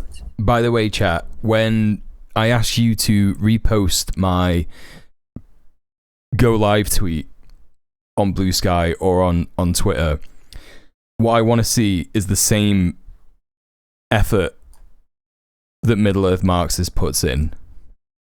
Look at this pun, by the way. The world remains Hague and confusing. Let Mule sort your minds out, mates. Look at this. Middle Earth Marxist does this every day. They do this every day. Yeah? This is the kind of energy I want. It's the kind of energy that we need in the world. It's a great post. It's a great post. Yeah? I just thought I'd highlight that. Every single day. That's what I want to see. You know what I mean? You are a real one. vanguard who are opening the door for action. There's the will posts. Be followed by others, and history taught us the beginning of historic changes would. I mean, look, you don't need to be on Blue Sky. I would say if you are having a good time, not on social media, and you are like reducing the amount of social media that you're in, that is a good thing. I'm happy for you. It's good. The 9 months of my life that I had before I started streaming and making content again were blissful. I wasn't online. It was very, very good. You know, I even deleted Instagram at the start of the year. God, it was so good. And I would not ask you to go on more social media. But that is why I ask people to repost and retweet the go live and go live post and go live tweet, because if you are on social media, then we can get more people who are just online anyway. And then what we do, we bring them all in, yeah, we get a huge group of people online, and then we start the process of de-social mediating everybody, right? But just keep them on Twitch watching the stream, but everybody's outside organizing all the time. That's the key, chat. That's what we want. Yeah? Bring everybody in, get them off Twitter, get them off Blue Sky, get them off Instagram, out in the real world, organize. But keep the Twitch chat on your phone and lurk in my stream all the time and subscribe and give me money. A group of brave ones to open the door so that others to follow them. And then eventually we'll have a revolution and we won't need money and it'll be fine, right? That's how we do it. Meeting that you are opening this door of action. Instead of outrage at the crimes we all know are taking place, we find those who excuse, defend, normalize, cover, and even celebrate them. The core values we believed humanity agreed were universal are shattered, blown to pieces, like the tens of thousands of starved, murdered, and injured civilians in Palestine, the 200,000 plus of them in the Gaza Strip alone. As we meet today, 2 million Palestinians in Gaza, half of them children, are deliberately starved of food and water, bombed, denied medicine, and forcibly displaced. But there is no shortage of weapons flowing in to maintain the slaughter, no shortage of companies making hundreds of millions of dollars in profit from the genocide and devastation. It's an upside down order that degrades our common humanity and invalidates the international system of laws and values that humanity has cultivated and developed over the past 80 years. The genocide in Gaza, the illegal Israeli occupation of Palestine, the relentless violations and abuses of international law committed by Israel, excused by its enablers and allies, and the shocking impunity with which all of the above is carried out, these are the abominable and unacceptable new laws that threatens all of our humanity. laws that motivated the founding of the Hague Group, the realization that this criminality and impunity threaten humanity, not just the Palestinian people, and the determined will to advise to achieve justice and accountability, because they are the only effective countermeasures to this inhumanity. We meet today united by our common humanity. Thanks for the money. Who is this? Thanks for your work, comrade. Thank you so much for the £6.66. Thank you so much for supporting the stream. Yo, hold on a second. I didn't even catch that name because it just appeared on my thing. Thank you so much for the £6.66. Thanks for subbing off Twitch. Thank you for supporting the stream. Appreciate you. Thank you. Wow. And indignation at the That's right. Hail Satan. Yeah. Against the Palestinian people. I can't pronounce your name. I knew it was a weird looking name. FE2C7QLVUOCOICKF. Thank you for the £6.66. Thank you very much. Suffering is a warning. I think I'm just going to call you Fee. This could if you show up again. The norm. Aggression, slaughter, destruction, inhumanity, ethnic cleansing, and genocide. This chatter. Such a horrific aspect. This chatter saw the enter your username now field and was just like fucking type anything. Type literally anything. Just mash the keyboard. Yeah, there you go. That works. There you go. Must not be allowed. I mean, hell, listen, unless it means something specific to you, in which case, I apologize. Hold my hands up. I remember seeing that. When you followed me. Like, I think it was like this week or something. I was like, okay, I thought you were a bot. I was like, oh no. I'm gonna get like, you know? I'm about to get like doxed or some shit. To material. But thank you for the money. Friends, it is difficult to rationalize what is happening in Gaza. The mind and heart cannot fathom or process the immense pain and horror that has taken hold of the lives and hearts of an entire people. Israel's genocide is sweeping. It is devastating every aspect of life today and every chance at life in the future. So I wonder, there's a lot of chat here about, you know, what is happening. I wonder if today is just like, it's called the inauguration. So I wonder if there's anything else that we can learn from this. Let me just kind of skip through and see. Let's see what this guy's saying. Let me tell you what happens when premature infants are deprived of what they need to live. Okay, yeah, this guy is describing what it's like for people on the ground in Gaza. I assume Francesca is also going to be doing the same. Or the exile, to accompany this process after providing the Hague Group with outstanding evidence-based briefings. And of course, thanks to all of you who are here today. It is absolutely important to be here in a moment that might prove historical indeed, to have a political allegiance, color, political party, Israel and bad Israel. We need to face. Okay. All right. So it is just at this point, they are just kind of talking about what is going on. So let's take a look at this YouTube channel, which seems to be where they are filming it. Well, it seems to be they have filmed it or they have taken a look at it. Latest live. Okay. 3 hours ago, emergency conference. So we've watched that one. And then 4 hours ago, there was more. So I imagine we're going to get more information about this tomorrow. So let's move on for now. I've got some more stuff to go through. So apparently this week as well, the EU is having a meeting regarding discussing sanctions against Israel.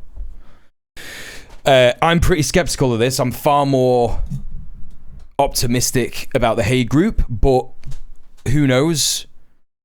We may see something interesting as a result of this. So we've got this headline here from The Conversation. As the humanitarian crisis in Gaza deepens, calls for the EU to take actions against Israel have become all but impossible to ignore. In June 2025, Spain, Ireland and Slovenia called for the suspension of the EU-Israel Association Agreement. Sweden has also asked the European Council to adopt sanctions against Israeli ministers who promote illegal settlement activities and actively work against a negotiated two-state solution. That sounds a bit wet, but okay. Accordingly, the EU High Representative for Foreign Affairs and Security Policy, Kaja Kallas, has proposed 10 options for sanctions on Israel to be discussed at the next Council of the EU in July. EU member states hesitant on Kallas's 10 options. Let's see what we got here. We're going to see him? No? We're not going to see the 10 options?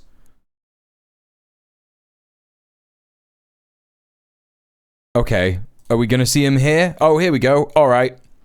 So, first of all, suspension of the EU-Israel Association Agreement. What does this mean? EU trade and association agreements with third states often include a human rights clause. This clause allows the EU to adopt appropriate measures in cases where human rights or other essential elements of an agreement are being violated. Appropriate measures do not necessarily entail sanctions or suspension of the agreement. There is no case to date where the EU has suspended or terminated an agreement. It has only adopted appropriate measures under the Cotonou Agreement. Okay.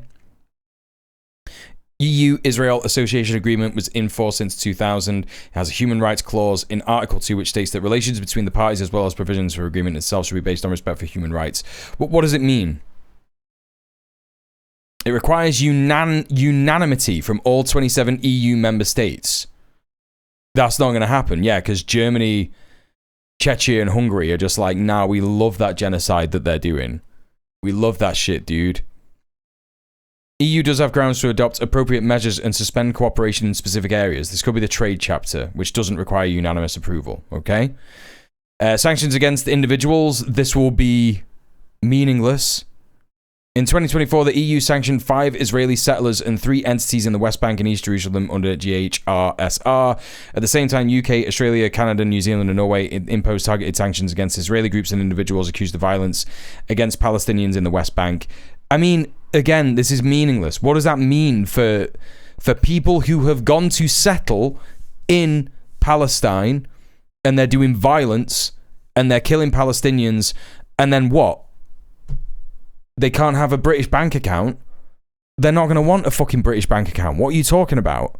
It doesn't mean anything. In June 2025, these countries expanded their sanctions against far-right Israeli ministers. Again, this meant nothing. Trade sanctions. Given the strong economic ties between the EU and Israel, the adoption of trade sanctions seems unlikely at this moment. The EU is Israel's biggest trading partner in 2024. 32% of Israeli exports were to the EU. Israel is EU's third biggest trading partner. Some European countries have begun implementing targeted measures. The Netherlands restricted export controls for all military and dual-use goods for Israel. The UK has suspended 30 of its 350 licenses. This is a joke. A fucking joke, man. In May, also suspended negotiations with Israel on a new free trade agreement. These actions offer a way to impose targeted sanctions. I mean, it has to be more than this. It has to be more than this. Arms embargo also appears unlikely, largely because Germany and Italy are Israel's main supplier of arms. Some European countries, including France, Spain, and the UK, view to stop the supply of weapons. Why does it mention the UK? Anyway.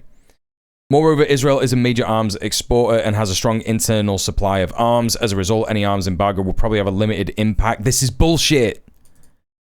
This is bullshit. Any embargo is good. Yeah, it'll be feel-good legislation, lots of words and ceremony, and no meaningful action, right? Suspension of academic cooperation. There have been growing pressures to suspend Israel's participation in the EU's Horizon Europe Research and Innovation Program. European universities are divided on this issue. Yeah, that's because they're compromised. German universities broadly favour maintaining EU collaboration, arguing Israeli researchers promote liberal democratic values and foster dialogue. The Germans would say that, wouldn't they? Sorry, I know there's a lot of good German leftists, Well, I think they're a minority in Germany, unfortunately, because there are so many German leftists who are like great on everything except for Israel. You know what I mean? Foster dialogue. Oh yeah, this is so good, dude. I'm so glad that we get to talk with people who all they talk about is how brown people are the worst people in existence and they should all be killed. Like, this is really good dialogue for everybody. And of course, the fucking psycho German state loves that shit. Yeah, man. We also hate all the Turkish people who live here, and we would love to collaborate on how to deal with the Turkish question. Do you know what I mean? Belgian, Dutch, and Spanish universities expressed support to exclude Israel from the program. Spanish universities have also cut ties. European Commission declared that excluding Israeli participants from Horizon Europe would be discriminatory.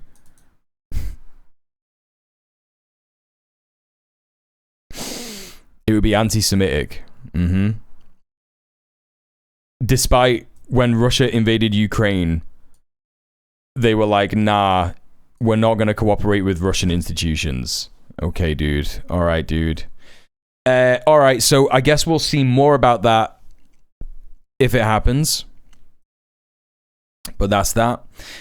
We got a little bit of stuff. A little bit of interesting British stuff. So those of you who are familiar with British politics may remember Lisa Nandy. She's quite possibly one of the most horrific pro-Israel MPs in the Labour government, current Labour government. But here is a clip of her from 2018 when the leader of the party was still Jeremy Corbyn. Lisa Nandy. Government's failure to condemn the actions of the Israeli government and the reckless inflammatory behaviour of the Trump administration shames this country. But even more shameful is the equivocation about arms sales to Israel. Last year, this government approved 216 million export licences to Israel and does no checks on how those weapons are used. How on earth can he stand before this House, given the scenes that we've witnessed of children being gunned down in recent days, and continue to justify those arms sales to Israel? Wow, dude, that's crazy. That's crazy that she would say that, right? What the hell? How would she say this when, in fact, yes, there was still ethnic cleansing and massacres going on in Palestine at that time, but nothing like what's happening now, where easily 100,000 to 200,000 Palestinians may have been genocided, right? It's crazy that that's where we're at, but and now when that is the case, when that is the case, she is so vehemently opposed to any criticism of Israel. Interesting. Well, if the Honourable Lady wants to make a link between the two, she would need to have to prove her allegations. We have no evidence to suggest that there's any link. In terms of the checks, before an arms sale is considered, it has to go through the criteria which considers the possibility of the risk of being used in conflict. That work is done, and that will continue to be done. That is the way in which we consider whether or not there is a degree of risk. If she wants to make an allegation that British weapons are particularly used, then she may do so, and of course that would be considered. We have no evidence to suggest that is the case. So she's even protesting this answer given by the then defence minister. Who knows what the fuck his name was? The amount of cabinet reshuffles in the Tory government was just insane. I can barely even remember. What happened? What happened in between now and then? Well, what happened is Lisa Nandy found out how much her soul was worth in money, and it was £52,000. This is how much the pro-Israel lobby Labour Friends of Israel have donated to people in Keir Starmer's cabinet. Lisa Nandy, as the culture secretary, £52,000. How much does it cost to make someone go back on their morals? For Lisa Nandy, £52,000. By the way, most of these people here had a similar line. Most of these people here had a similar line on Israel when they were in the Labour Party under Corbyn. I mean, some of them weren't in the Labour Party under Corbyn. Some of these people were parachuted in to support Keir Starmer's campaign. But a lot of these were pro-Palestinian under Corbyn. It's less pay than the American mouthpieces, which makes it even more depraved. It makes it even more depraved. Yeah? Just a little bit there, you know? A little bit of info there for you. There is also some good news here. One of the most based lads in existence. Yeah? One of the most based lads in existence. Christian Smalls. If you don't know Christian Smalls, he's the guy that led on the organizing and the founding of the Amazon Union, the Amazon Workers Union in Staten Island, in New York. Legendary guy. Very, very based. He is on the new Freedom Flotilla, the Handala, sailing to Gaza with food, baby formula, pampers, medicines, prosthetics, body parts, medical supplies, toys, and hope. All eyes on the Handala. So, hopefully, there will be more scrutiny on what is going on this time. I don't know who else is on it, to be fair. I don't know who else is on it. I only know that Christian Smalls is on it. Hopefully there'll be more scrutiny from what happened with the Madeleine. I don't know. We will see.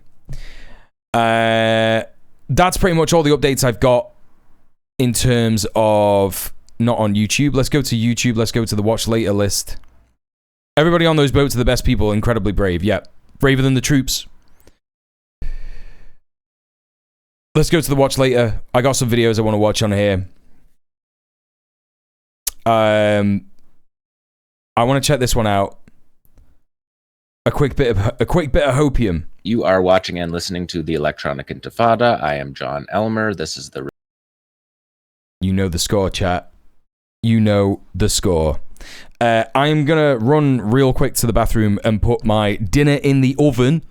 I'll be back in a tick. Don't go nowhere. Report for day 643 of Israel's genocidal war.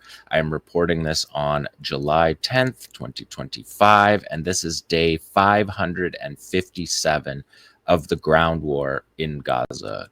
Israeli troops on the ground in Gaza for 557 days. The Palestinian resistance with no supply lines, no ability to have a hinterland to retreat to, like the guerrillas in the mountains, in the jungles. The Palestinian resistance has still standing in the same places that they were on the first day of this war fighting, and we are going to see that throughout this next 25 minutes or so. And like always, everything that I am showing you this week on the show happened between now and the last time that you saw me do this report. So let's begin with the maps, as we always do. We've been showing these United Nations Office for the Coordination of Humanitarian Affairs maps that show increasing shoot-to-kill zones in Gaza. You can see there on the map that we are now up to 85% of Gaza shoot-to-kill zone. You can see the 3 ghettos that Israel is attempting to set up. And the goal is to push people down into Rafah, which will become, according to the Israeli plan, another ghetto, a smaller ghetto inside the Gaza ghetto. But of course, as we know, tracking this war day by day through the whole thing, Israel's plans are often and continually thwarted by the resistance. But just want to make a quick note on ceasefire talks, because there's a lot of that going on and a lot of people ask about it. The principles that Hamas has stood by since the beginning of this war remain in place. End the war, withdraw from Gaza, open the crossings, and exchange prisoners. That are the same conditions for Hamas, for Qassam, for all of the resistance factions that speak in a unified voice on this topic. The latest addition to those principles, of course, is not just open the crossings, but for aid to be distributed through the original mechanisms of the United Nations, not through this murderous private mercenary company that's killing hundreds of Palestinians. Whoa, what happened, Real N? Trying to get aid. So, and on the Israeli side, Netanyahu, Robert Martin is on board. He won't end the war. He won't allow the war to end because he has not achieved his 4 objectives. Who is this? Sorry, I don't know who this is. All the time to show the failure of this war. His objective number 1, return the captives through violence. That has failed. There's still 20 soldiers in Gaza. Was there any updates on the Madeleine? Yeah, they all got arrested and put in solitary confinement and were forced to watch...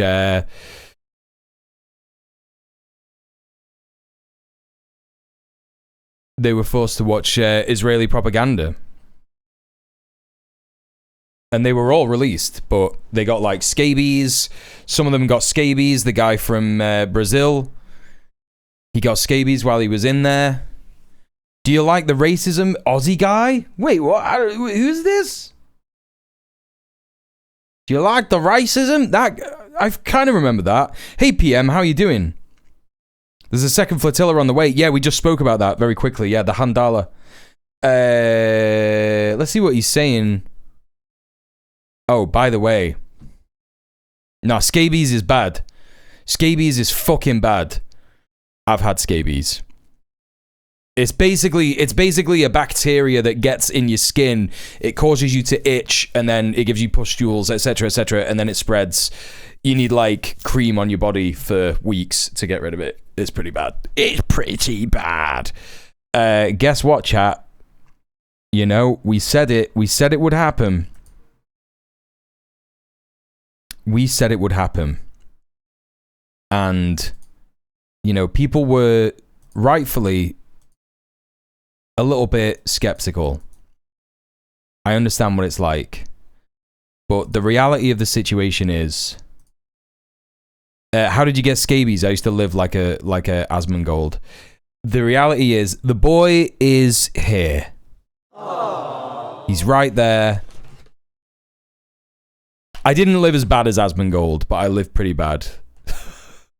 This was when I was like 21, 22 or something. Do you want a treat?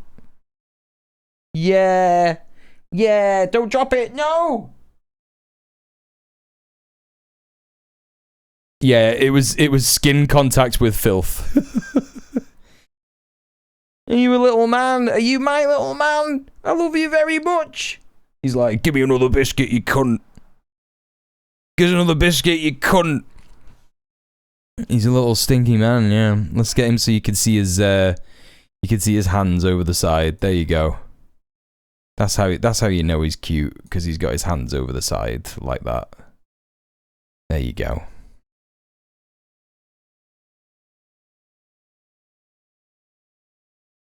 Do you want another dreamy? He's like, are you fucking joking?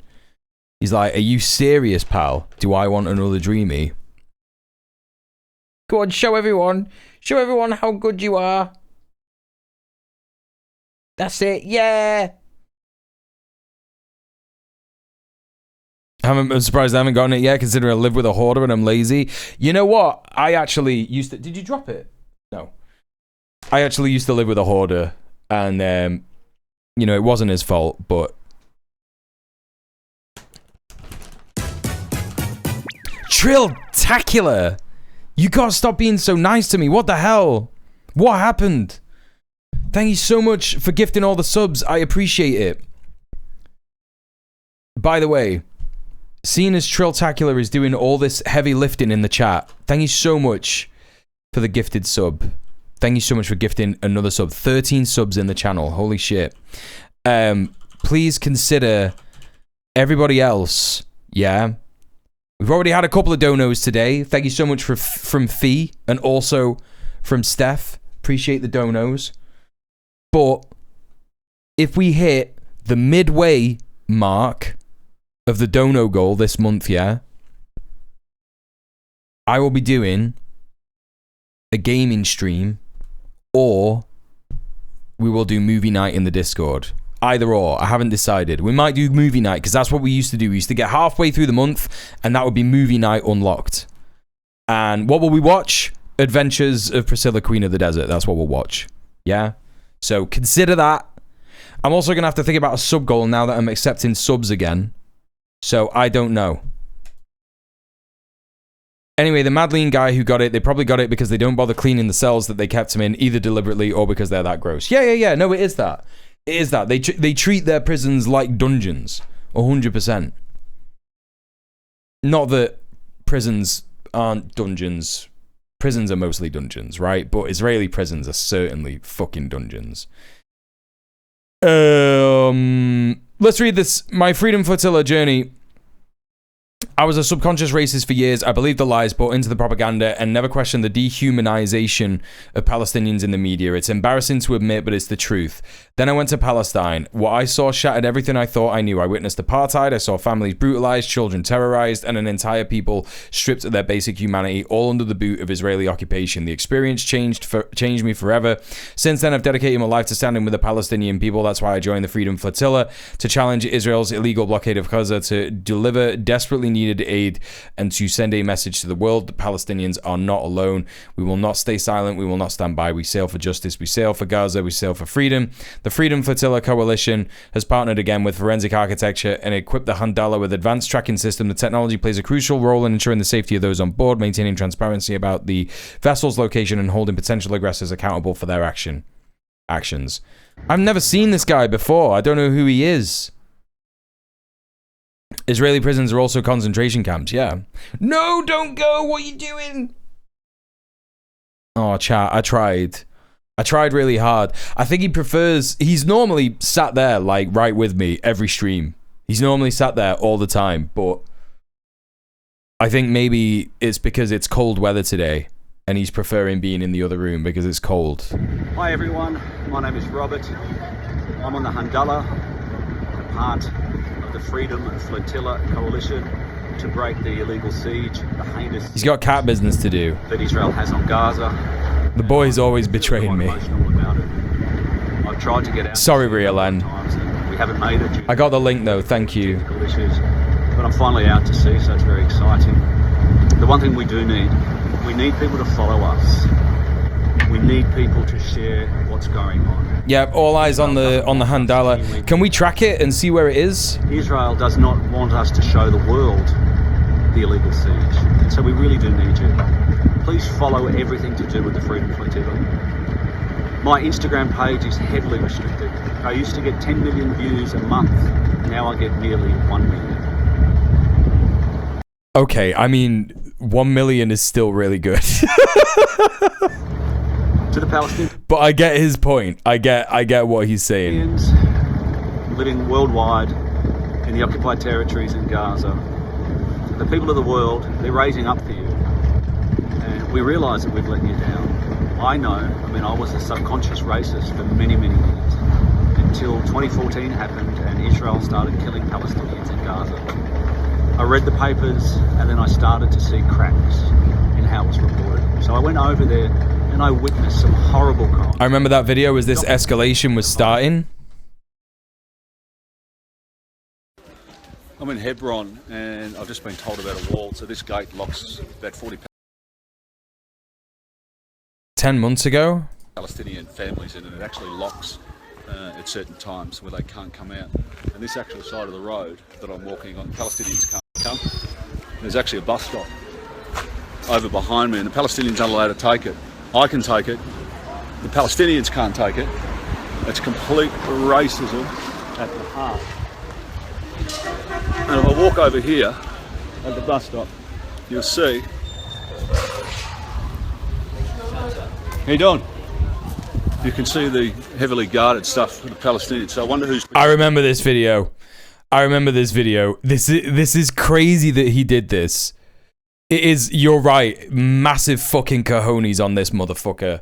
I remember this video, just going up to a fucking IOF Gestapo scumbag. Who? They all seem so worried about the Palestinians. There's nothing to worry about. It's terrible. Do you like the racism? I like racism? Yeah. What do you think about the Palestinians not being able to walk along here? Huh? I don't know really too much about it. It's because you don't think about other people, or? Of course I do. And then how can you not think when they can't walk here and they can't get the bus? Huh? They can't get the bus, they can't do anything. What do you think? Okay. You don't have to read up that. You don't have to read up. You're living here, man. I don't They're live not allowed here. over here. I live You're on the in bus. I live in America. I come here a few times. So, like, this is something that I was talking about. I put this on my main channel. I put a video sort of about right-wingers and fascists and bigots. I did a short on my main channel about this recently. Talking about how, you know, people don't fucking... When right-wingers and bigots are saying, you know, horrible things, they're mocking you and shit like that, it's literally because they are seeing in you goodness and they are mad, and it frustrates them because they know that it serves them to ignore it, and that's why they get mad. Human beings are empathetic by our nature, right? We're empathetic by our nature. So even when someone who has decided, I don't give a shit about any of that, I'm all right, I'm going to just do mine, and in fact, I'm going to be even more racist and bigoted in order to push down any feeling of goodness and care. I'm just going to do that. I'm going to get rid of it. So when they see goodness in us, people who care, they're like, that's so cringe. That's so cringe, bro. You know, and this guy, you know, his entire body language, he's going like, that is, I don't care. Shrug. I don't give a fuck. That's literally what he's doing, you know? And it's, you know, it's confirmed as soon as you think about any kind of interaction that you have with a fascist. And it's crazy because this fucking guy got onto me straight away when I was talking about this in my video. This guy straight away, dude, nobody cares. He's doing the thing. So I just said to the guy, you're doing the thing, and it's not even remotely surprising that when we show that we care, you lot desperately need to say in some way that no one does. But you're so wrong. Millions of people care, billions of people, and one day you will, and you'll wonder just how this disgusting machine made you uncaring and soulless for the longest time. Billions of people, bro, stop. He's like, no, billions of people don't care. Billions of people don't care. You're over here obsessed with boycotting Israeli products as if the entire world isn't evil. Again, he's like, you shouldn't care because the whole world's evil. That's why I don't care. Why do you care? The world is godless. Israel ain't the problem. The entire world has a sin problem. I assure you, billions of people don't care about boycotting Israeli products. Not sure sort of echo chamber you're living in. Set your eyes on Christ and stop crying over Israel. As I said, you're literally doing the thing I'm talking about in my video. No, you won't force me to not care. You see us and see your Christ in us far more than you see it in yourself, because you know you'd have to work and change in order to be a good person as you yourself even see it. Your arguments are desperate and you know it. The echo chamber is just enlightenment. I hope you see it one day. And he's like, seek God. That's his only response, because he's like, no. The God that I worship means I don't care. Seek God. What he's saying by that is, don't look. Just pray. Don't look. Don't do anything. Just pray. He can't even defend it. That's the thing. Once you point this out, they can only respond with shit like this. You know? Apathy is the disease. This is it. This is the thing that matters the most. Exactly, Magic Mia. Also, hi. And hi, Reaver Claw. Welcome in. Yeah, there's no ethical consumption under capitalism. Therefore, we must directly fund war crimes as much as we can. You know? Surrender any responsibility to God. Exactly. Justifying their inaction. You know? To be anyway, let's get some hopium up in here. Just Trilltacular, thank you so much for gifting a sub to Reaver Claw. Thank you for gifting 14 subs! Holy shit. Thank you so much. I really appreciate the support. Thank you. Destroy the Qassam Brigade. This is crazy. Again, on this program, that is not the case. Quite the contrary. Destroy the government. We've seen the municipal government across Gaza reestablish itself when it was attempted to be destroyed, and that number 4, Gaza is no longer a threat to Israel. When I used to talk to my dad about things that I was doing with the tenants union, for new viewers and viewers who don't know, I was the chair of Greater Manchester Tenants Union for about 9 months, and before that I was doing member solidarity, so doing eviction resistances, helping people with their disputes against their landlords, etc, yada yada, right? Solidarity. When I spoke to my dad, who is a wealthy guy, I unfortunately don't get any of that wealth, just so we're transparent here. He's a tight-fisted bastard, basically. But anyway, the point is, when I would speak to him, he would say to me often, say to me, when I was saying to him, God, I've got this like fucking stress in the union, this is happening and this is happening, and it's so annoying, I just want to organize, I just want to do the revolution, I just want to help people, I want to stop landlords, you know, it's all about solidarity, that kind of stuff. He would be like, why don't you just leave, son? Why don't you just forget about it? You've got, you know, all the time in the world. You're 35. Go and do stuff. Go and do other stuff. Why are you so bothered about it? And he said to me particularly, he goes, there's no such thing as heaven, so we might as well. So, you know, what people are talking about in the chat about people who are religious, using God, quote unquote religious, using quote unquote God as their excuse. My dad's an atheist. He goes, there's no such thing as God, there's no such thing as heaven, so you might as well just have fun while you're here. Have fun and have a little laugh while you're here. That is also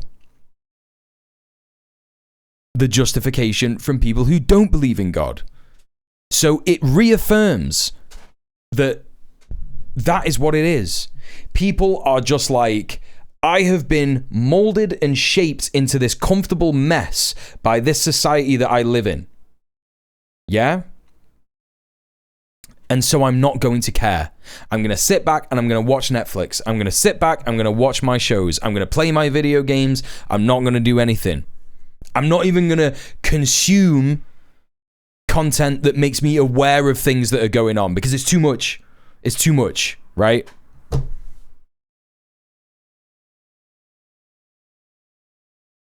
And here's the thing, right? Here's the thing. Even if there is no heaven, right? If there is no heaven, that is even more of an incentive to create a just and fair world for everybody to live in. Right?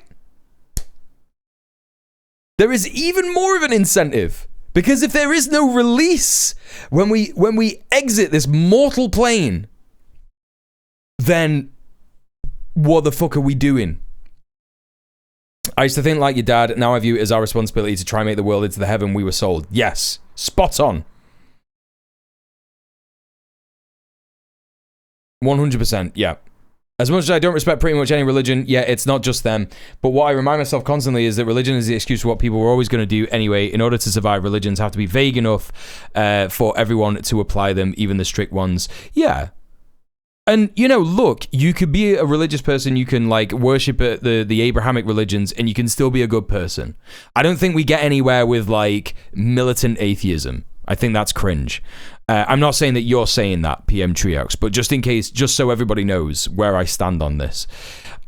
You can have a religion, you can worship the Abrahamic religions, and you can take all the good teachings of Christ and Muhammad, Moses, and you can apply them and use them in your socialism. You can use them in your communism, your anarchism, your community support, however you want to call it.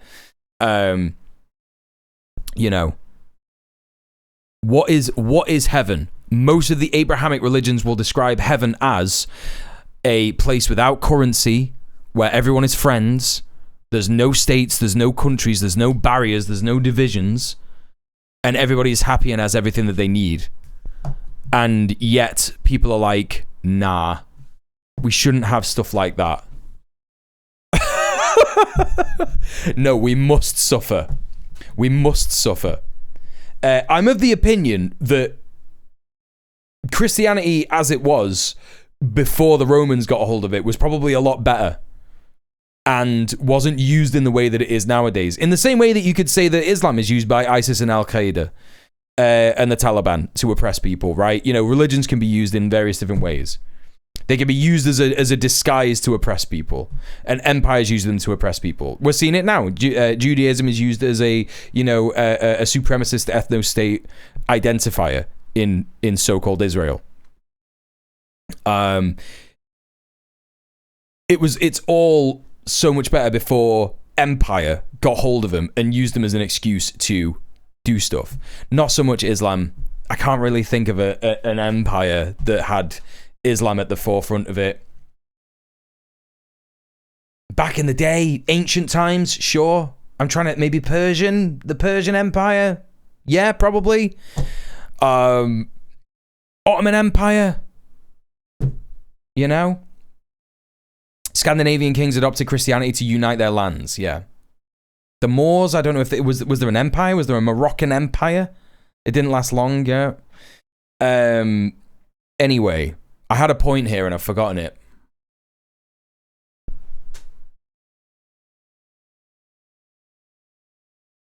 There was a pretty convincing argument that Christianity was about creating the kingdom of God on earth instead of being a hypothetical metaphysical place. Right. Yeah.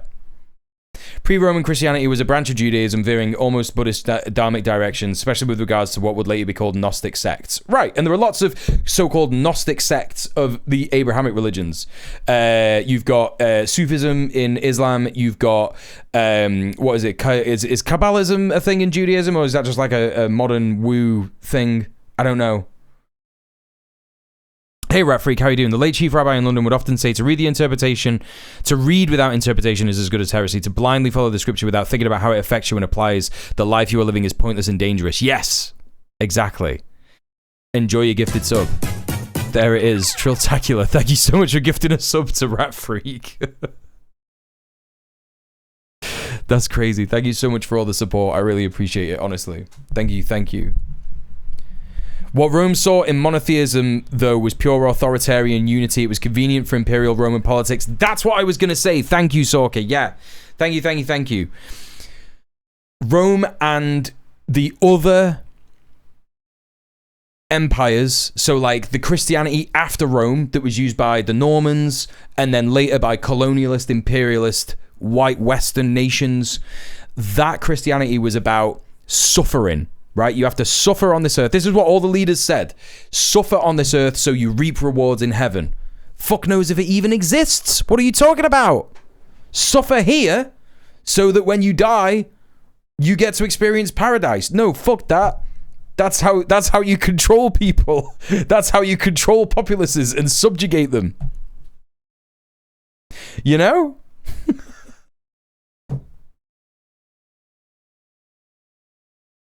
It's crazy.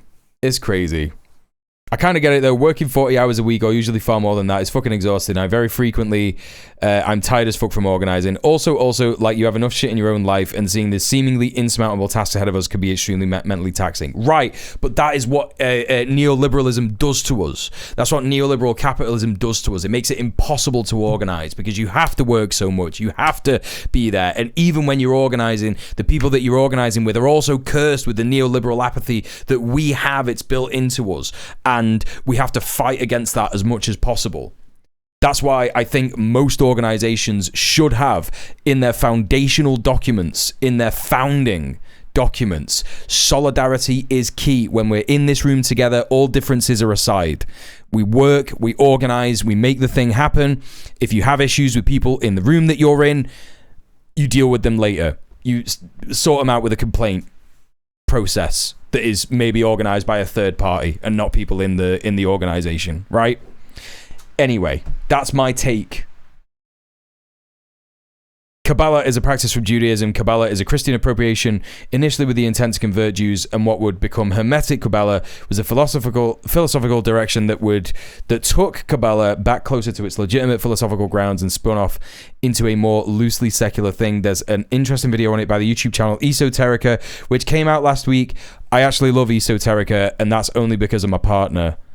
Han falls asleep to Esoterica all the time, so if I'm at her house, Esoterica will be on. And sometimes when she's at my place. Anyway, pay no attention to wealth being hoarded behind the curtain. Yeah. Don't complain about the working conditions we put you in, because maybe this thing later. Do as you're told, especially women or God will get mad. Yep. Yeah. It's all about control. We know that is Anyway, a little bit of a diversion, a divestment there. But let's yo!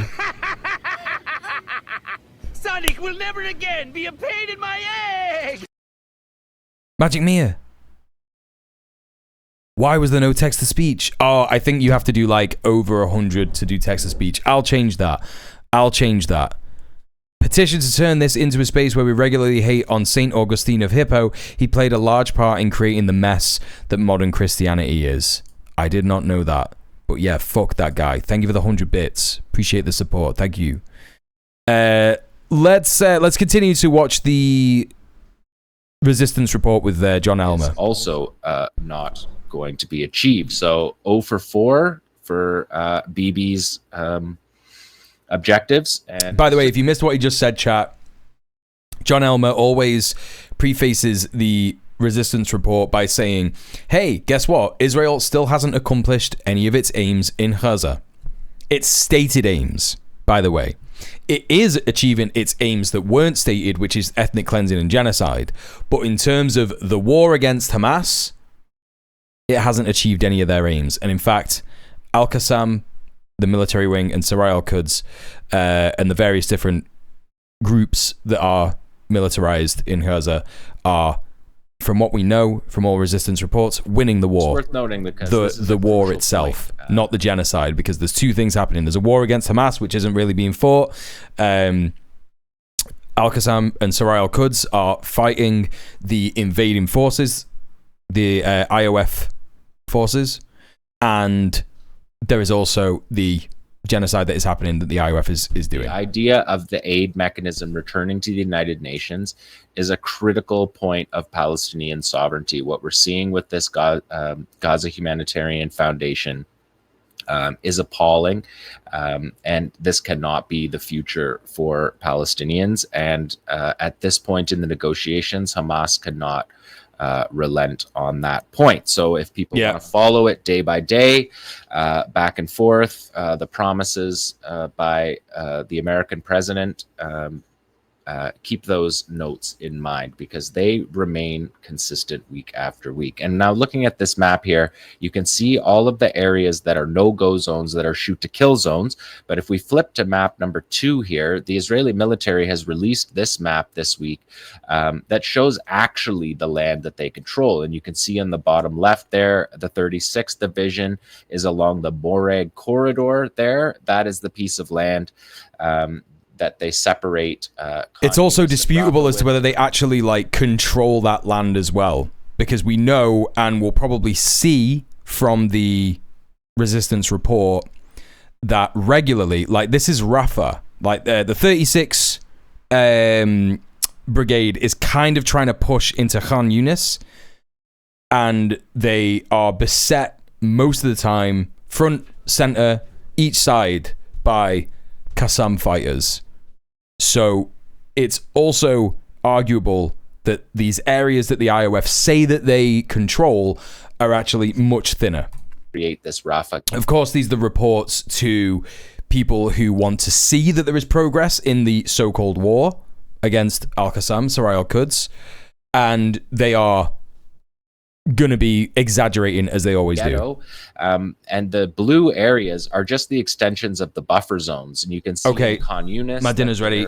They're not controlling Khan Yunis. They're not controlling along the middle camps. They're attempting to widen the buffer zone in eastern Gaza City in the north there. And then the area that is shown in blue in the bottom right corner in the northeast side of Gaza is Beit Hanun. And we're going to talk about Beit Hanun because that map makes it look like Israel has control of Beit Hanun, but there was an operation this week that killed 5 soldiers and wounded 14 others in that area. It's clear that the Israelis do not have control over that territory, but we will get to that in a bit because we're going to start in Khan Yunis and take a look at the Khan Yunis map that we show here. There are 6 Qassam battalions in Khan Yunis plus 1 Special Forces battalion. You have to presume that there's a significant Rafah brigade presence in Khan Yunis, since the cleansing of Rafah doesn't require the full Rafah brigade to be there. So 6 battalions in the Khan Yunis brigade, 1 special forces Okay, I'm back. Nukba Wait, battalion. what the fuck am I And doing? this week, Khan Yunis carried out 30 operations against Israeli military vehicles alone. That goes with 160 operations since this the expansion of this war began in late April, effectively early May. Sorry, I'm just going to be we are going back and to forth. turn to the first operation this week. This is a hand-delivered Shawad EFP. We're watching the fighters here moving. Wait, did I miss one? Video up into pieces. To No, show okay. you These are operations in Khan Yunis, chat, yeah? Turn to the first operation this week. This is a hand-delivered Shawad EFP. We're watching the fighters here moving. I've broken. So if you've seen the video where Qassam fighters drop a bomb into a Israeli tank, that's a Shawab. Up into pieces to show you a little bit better what is happening, but you are seeing fighters under fire here in Khan Yunis carrying out this 3-part operation where they're going to literally hand deliver the Shawad's EFP, which we have seen throughout the war. You can see the fighters mouse holing, moving through the rubble here, moving across destroyed houses. This is their neighborhood. They know how to move through these areas. We've watched that now for 600 days, 500 plus days of ground war. And this is the fighters. They're cheering on this. They're spotting. You can see the mark of a tank there that they're spotting. We're going to have 3 cameramen on this operation, plus the fighter with the Shawaz. We also have a Yassin Archers team that is with them that are going to follow The Yassin up. of the RPGs. And the fighters are here right on top of the Israeli position. You can see the berms. Again, this is a theme. The berms that were created in the battle last year that are now overgrown, that the Israeli military is using as an attempt to cover. The fighters here are cheering them on. They say the fighters, that the Israelis burn houses, demolish houses. They kill children and civilians. By God, it's vengeance for our blood, our women, our honor, and our dignity, O Lord. And the other fighters are talking about identifying the tanks, and there's 2 tanks and 2 APCs. Are we frozen here on this video?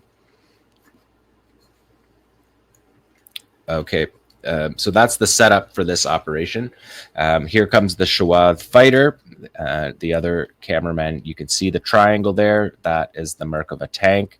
The fighter's holding the Shawad in his hand. He's going to navigate through the rubble here. We're going to see it from 3 different cameras. They're cheering him on, telling him to go, go, go. The hero went, the one fighter says. It's a commando operation with a Shawad. They're cheering him on. You can see him running there. He's blurred out like always in these videos. There you can see him again moving towards the tree, the date palm there, and he's going to climb over the berm here. Now we're going to show it from another angle as he goes over the berm. So we've got 3 cameras here that we're seeing. Qassam's showing us that this is camera number 1, but he has just placed the Shawad behind the tank. Now he comes back over the hill, over the berm, and you can see the tank detonate. You can see incredible massive cook-off from the blowout panels that are that the tank has to attempt to save the crew inside from the ammunition that is being detonated. And these blowout panels are not magic. We saw them being used. We saw them on October 7th a number of times, and the crew inside were all killed on those operations. Again, we're seeing this multiple times from multiple angles. If you look at that middle camera, you can see him running back. He returns to his base safely in this operation. And the Israelis claimed 1 dead and 3 seriously wounded in that operation. We'll just watch this one more time. The fighters here with the Shawaz navigating through the destruction. And again, the berms that the Israelis created in the first battle of Khan Yunis, which happened from December till April 2024, now are 14 months overgrown. There's actually as we saw last week on the operation with the Shawats dropped inside the Puma armored personnel carrier, that there's growth in these berms, and that's what you're seeing. You see him advance there on the right to climb over the berm. The tank clearly doesn't see him at all. He places it, climbs over the berm, places it, and then climbs back to the berm, returns to his base safely. Pretty remarkable operation. We keep saying each week these operations are the kind of operations that can turn the war, because the Israelis watched this operation. A lot of it's censored in Israel, but this one, they talked about this one on the news, and the fact that they had this 3 camera angles. The preparation of this operation really upset the Israelis, because they continually lie and say that they have some sort of control over these areas, which they, as I was saying earlier, chat. Also, this is, obviously I would never support a terrorist organization like Qassam and Sarai al-Quds and Hamas. But obviously what we are seeing is the natural resistance to an occupying entity that is invading their territory. And of course, when you have a military like the IOF, they are only experienced in shooting children and civilians, as the Hamas spokesperson said in that missive that John read. They are only experienced in killing children and civilians. That's all they're interested in. And that's all they're experienced at. A lot of the time, the IOF conscripts are really young kids. And again, you might say, God, it's so sad that these kids get corrupted and lose their lives. They throw their lives away. They throw these kids into Gaza. They don't know what they're fighting and they get killed. Yeah, that's Israel's fault. Damn, sounds like 18-year-olds shouldn't be automatically conscripted into an army. It sounds like that's like a bad idea. It sounds like throwing inexperienced troops into a battlefield because all you're interested in is having a shroud of vague allusion to a war rather than an actual fight, because all you're interested in doing is ethnic cleansing. It seems like that's a bad idea. And the reason that they send in tanks with no security infantry escorting them is because of a mixture of things. It's because of the inexperience, as I said. The IOF is experiencing a shortage of conscripts at the moment. They're finding it hard to build up their troop numbers because people, Israelis in the occupied territory, the settlers, see this stuff coming out of Gaza and they go, fuck that. I'm not going there. Right? That's why they tried to pass a motion in the Knesset earlier this week to recruit Haredim, which was always a hotly debated topic in the Knesset. They were trying to... the Haredim are, the ultra-Orthodox Jews in, who are basically like, no, we're not going to fight, we're not going to do it based on religious reasons. We don't get involved in killing and this kind of stuff. But they were like, no, we're gonna recruit these guys. They're gonna be forced to be conscripted now. We're gonna get them involved, and that got rejected in the Knesset. Apparently, I was watching that on Lux's stream last night, and they're facing a lot of problems. Yeah, crazy. Having a state that all of the Jewish people around the world are supposed to move to and conscript them into a forever war and getting them killed is not the best thing for protecting Jewish life. Crazy! Has there actually ever been any victories in modern warfare defending against guerrilla forces? All the ones I can think of have been losses for invading forces. I think you're right, Reaver Claw. Yeah. They are experiencing guerrilla warfare in the same way that the United States experienced guerrilla warfare in all the places that it invaded. For example, Vietnam. For example, even in Iraq and Afghanistan, they did not defeat the Taliban in Afghanistan, right? They got back from Afghanistan, and immediately the Taliban seized control. So what did they do? They didn't do anything. They literally didn't do anything. And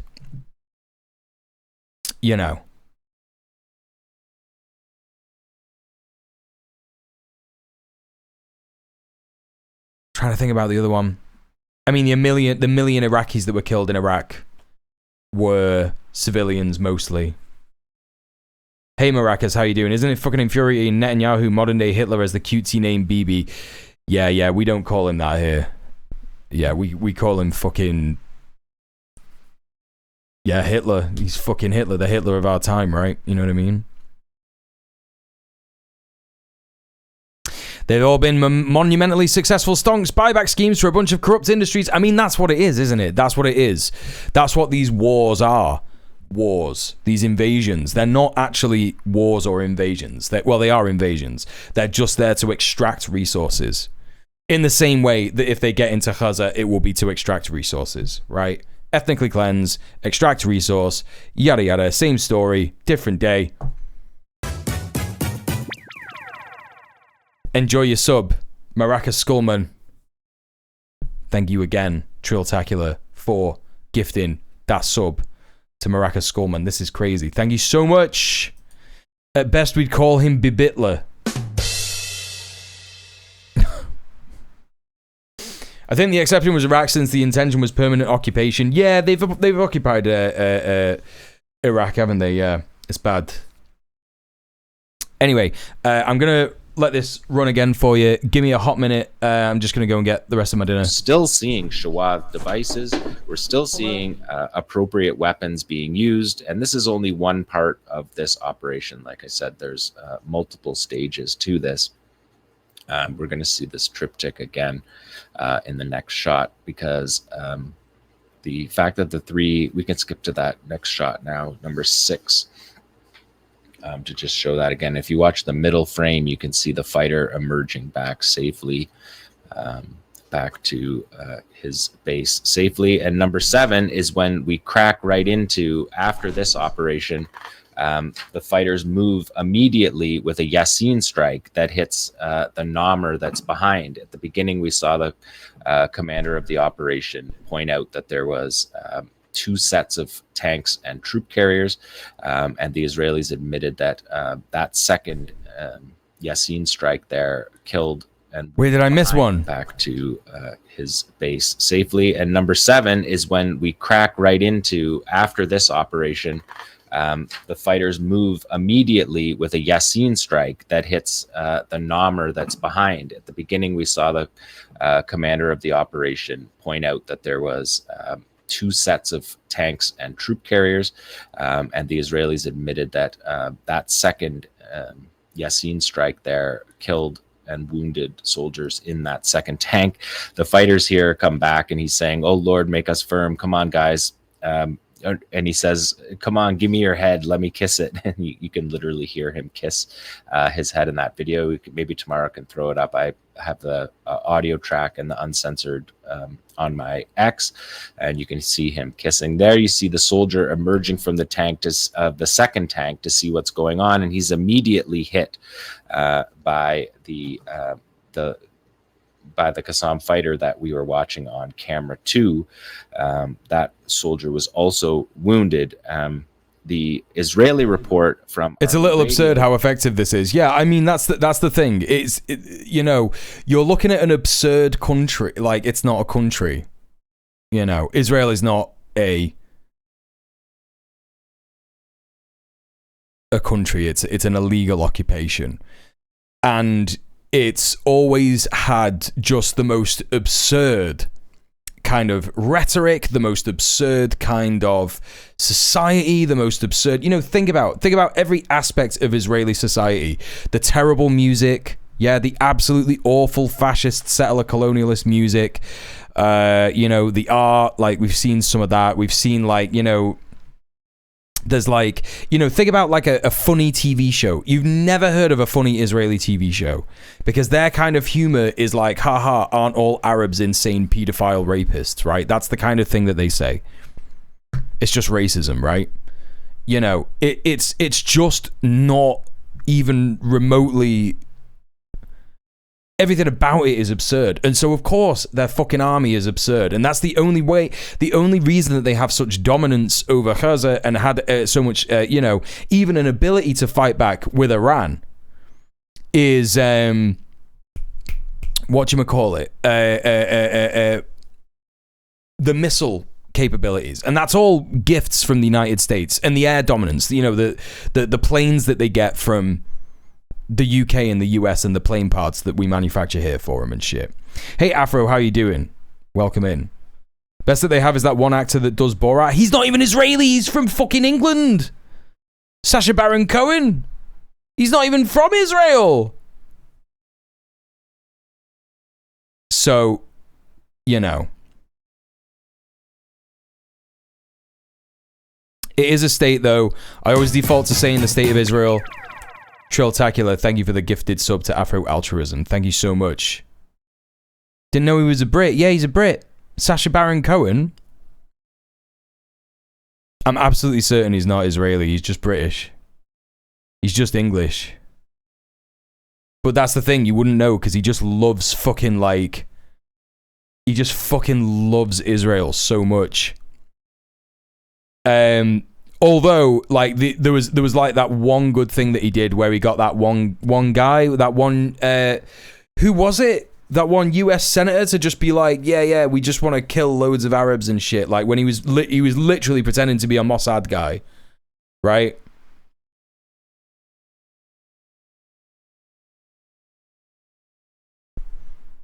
It is a state, though. I always default to saying the state of Israel when talking about it in public. I would disagree with that. I'm not going to get into the weeds in disagreeing with people about stuff. It's an illegal occupation. I gather what you're saying. It operates as a state. It has the infrastructure and shit like that. I do not like to cede ground to the Zionist entity. Hey, Al. Yeah, snap. It is a entity. It is an illegal occupying entity. Describes that company command Rudy Giuliani, America's mayor. The New York mayor, who was in the second tank, was injured. New York is, of course, America. By shrapnel and was taken. We all to the know hospital. This. And they admit, Army Radio, that in the preliminary investigation of the incident indicates that the fighters. A tool by which the bourgeoisie oppresses the working class. The tank crew, I'll enjoy your sub. Identified. Thank you again for the 18th gifted sub today, Trilltacular. The explosion Thank you. occurred. The crew could not find him anymore. He returned to... Yeah, me too. And thank you for giving the sub to Magic Mia. Thank you. Says, kiss him. Can I kiss you on the head for that operation? And when you hear the 19 gifted subs, thank you so much for all the support, honestly. Video track, which I think is worth going and listening to, you can hear the way the fighters are communicating all through that operation.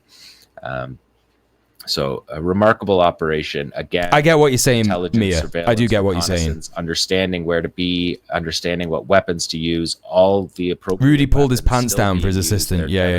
Shawads that are built by them.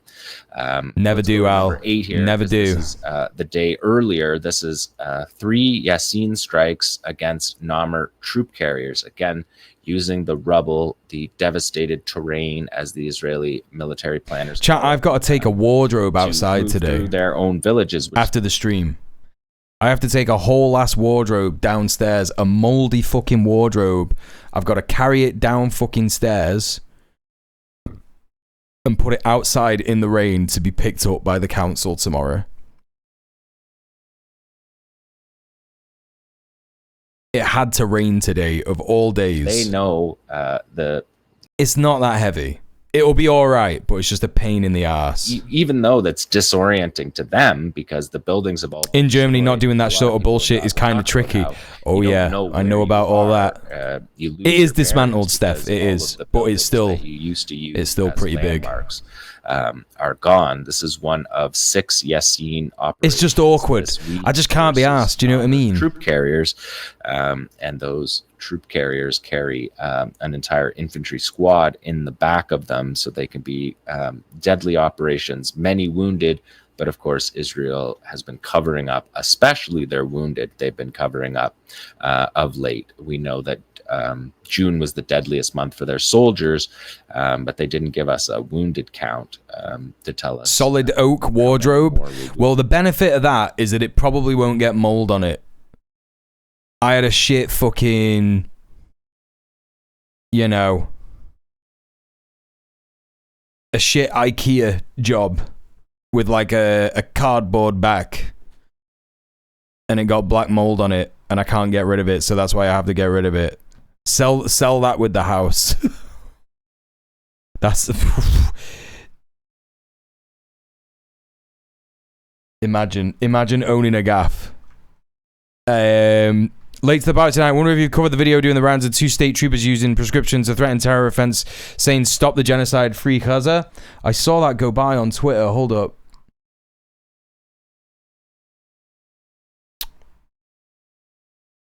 Here we go. Kent police. Yeah, we'll take a look at that in a hot minute. After the resistance report, we'll have a look at that. Thin Blue Lives UK version badge. That's how you know it's good. That's how you know it's good. Wounded, and I still think the death counts are, they don't seem. I was going to say Afro-altruism. Imagine. Imagine. Soldier killed inside that tank that destroyed. Right, I'm just going to grab my dinner. It just seems some of these things hard to believe. 8 more Yasin operations versus tanks and D9s this week. And there was 15 IEDs also this week versus tanks and troop carriers in Khan Yunis. Here's a Sarai al-Quds tunnel operation still in Khan Yunis, also against a troop carrier. See the fighters emerging out of the tunnel here. The tunnels are still the principal tool that the fighters have. They don't have mountains, they don't have a supply line, but they do have unexploded Israeli bombs, and they do have a remarkable tunnel network that runs through all of the Gaza Strip and is what has facilitated these actions. You can see this is a Thaqib EFP, explosively formed penetrator. The fighters are going to disguise it, and there you see them setting up a camera in the rubble. The stones have eyes. Hezbollah used to say that as well back in Lebanon during the occupation days in Lebanon. And that's what we're seeing in the rubble in Gaza, is that they're setting up these cameras that can't be seen in the rubble and capture these operations. And you can see now the fighters are going to detonate in the tunnel from the safety of the tunnel. So when they detonate and the tank explodes here, they're going to call in the Israelis are going to call in heavy fire all over the area of this operation. But because the fighters are in the tunnel, they're protected from that, and they live to fight another day. And we haven't seen in all of this war 600. See, that's how it goes, chap.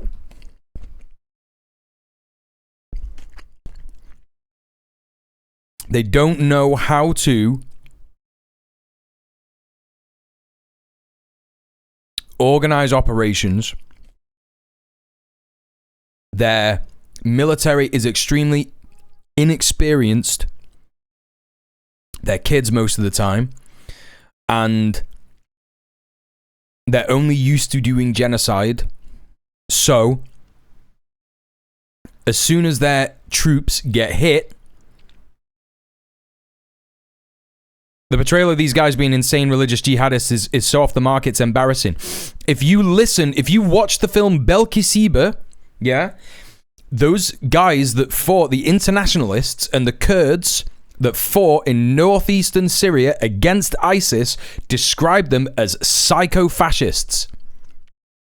Their tactics included running at people with a suicide vest on, but they would just get shot and fall over and die immediately. Most of the time, anyway. There's obviously been loads of unfortunate situations where they, did kill people in that way. They also did things like just, if one of their guys got killed, they would just like fire rockets indiscriminately at various different places, but miss all the time.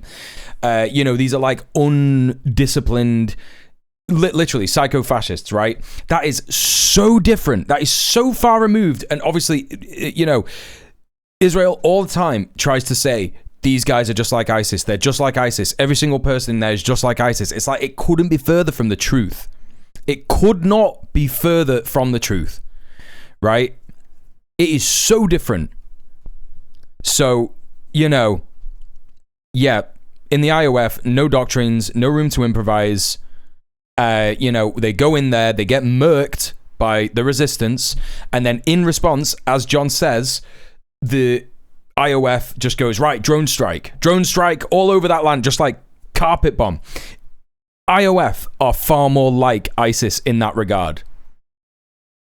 Far more like ISIS in that regard, in the way that they fight.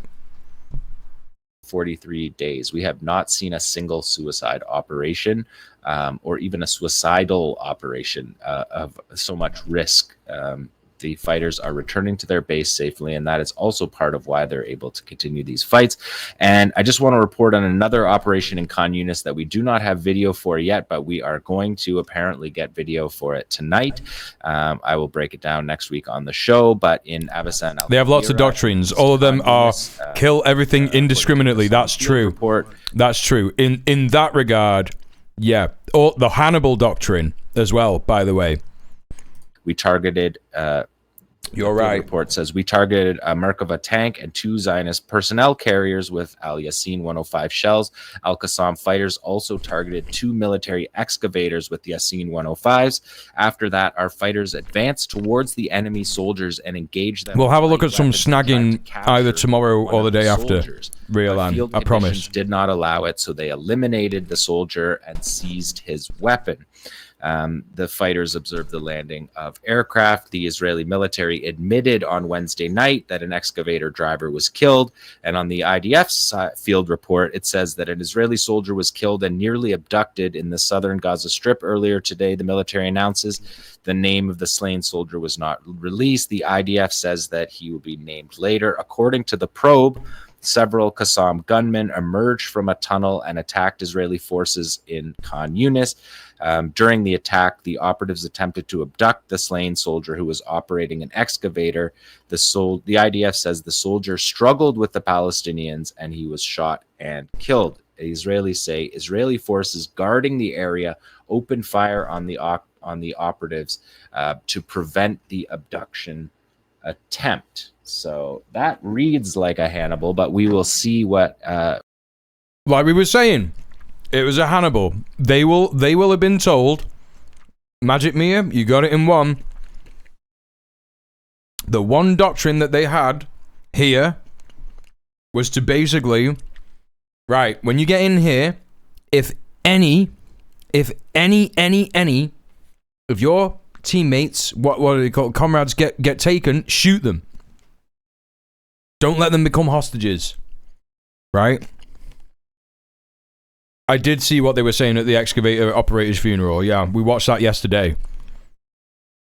I had a moment with chat where I was like, I feel like these are just like not real. The Dahia doctrine, yeah, I heard of that one too, yeah. What the video shows when it is released. Every day you learn of like a new... word just before we got on air was that we are... Every day you hear of a new doctrine from Israel, and it's just the worst thing that you've ever heard. Dahia doctrine, large-scale destruction of civilian infrastructure or domicile to pressure hostile governments, outlined by former IOF Chief of Staff Gadi Eisenkot. Israel Colonel Gabi Siboni wrote that Israel should target economic interests and centers of civilian power that support the organization. What they really mean is just kill everyone. They also have the, what is it? Walls of Jericho doctrine? No. The Samson doctrine. The Samson option. Samson option is Israel's deterrent strategy of massive retaliation with nuclear weapons as a last resort against a country whose military has invaded or destroyed much of Israel. Right? But what it actually means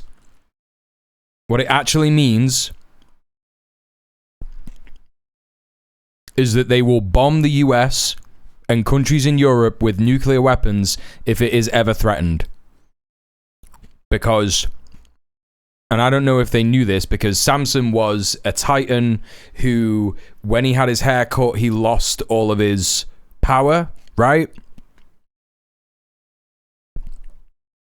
And so Israel is referring to itself as like the hair, the power of the empire. It's just like insane. It's like completely insane. Yeah, it's really cool that they have nukes. Yeah, it's really good and normal that they have nukes. Hell yeah, dude. Are going to see that video tonight. So that is Khan Yunis. Again, the main thrust of the battle right now for the Israelis, they're trying to turn Khan Yunis into Rafah, and they're failing spectacularly in that objective. But let's take a look now at Gaza City and northern Gaza, because there's operations there this week as well. Gaza City, you can see Shujaiya on the east of Gaza City, and Tufa, which is just outside of the old city of Gaza. They did do the Dahiyya doctrine in Iran, yeah. Jabalia camp is north of Jabalia. It's not on the map there, but it's an extension of Jabalia, and it's north between Beit Hanun, and in the upper left on the northwest edge is Beit Lahia, but Beit Hanun is the area that the Israelis showed you on that previous map that they believe they had full control over, but we will get to that operation in due time, because we're going to start with Shujaiya. If we look at this next picture, you can see what the Israelis have done to Shujaiya. They have not defeated the resistance, but they have certainly destroyed the eastern half of Shujaiya. This is aerial photography from Haaretz from late June.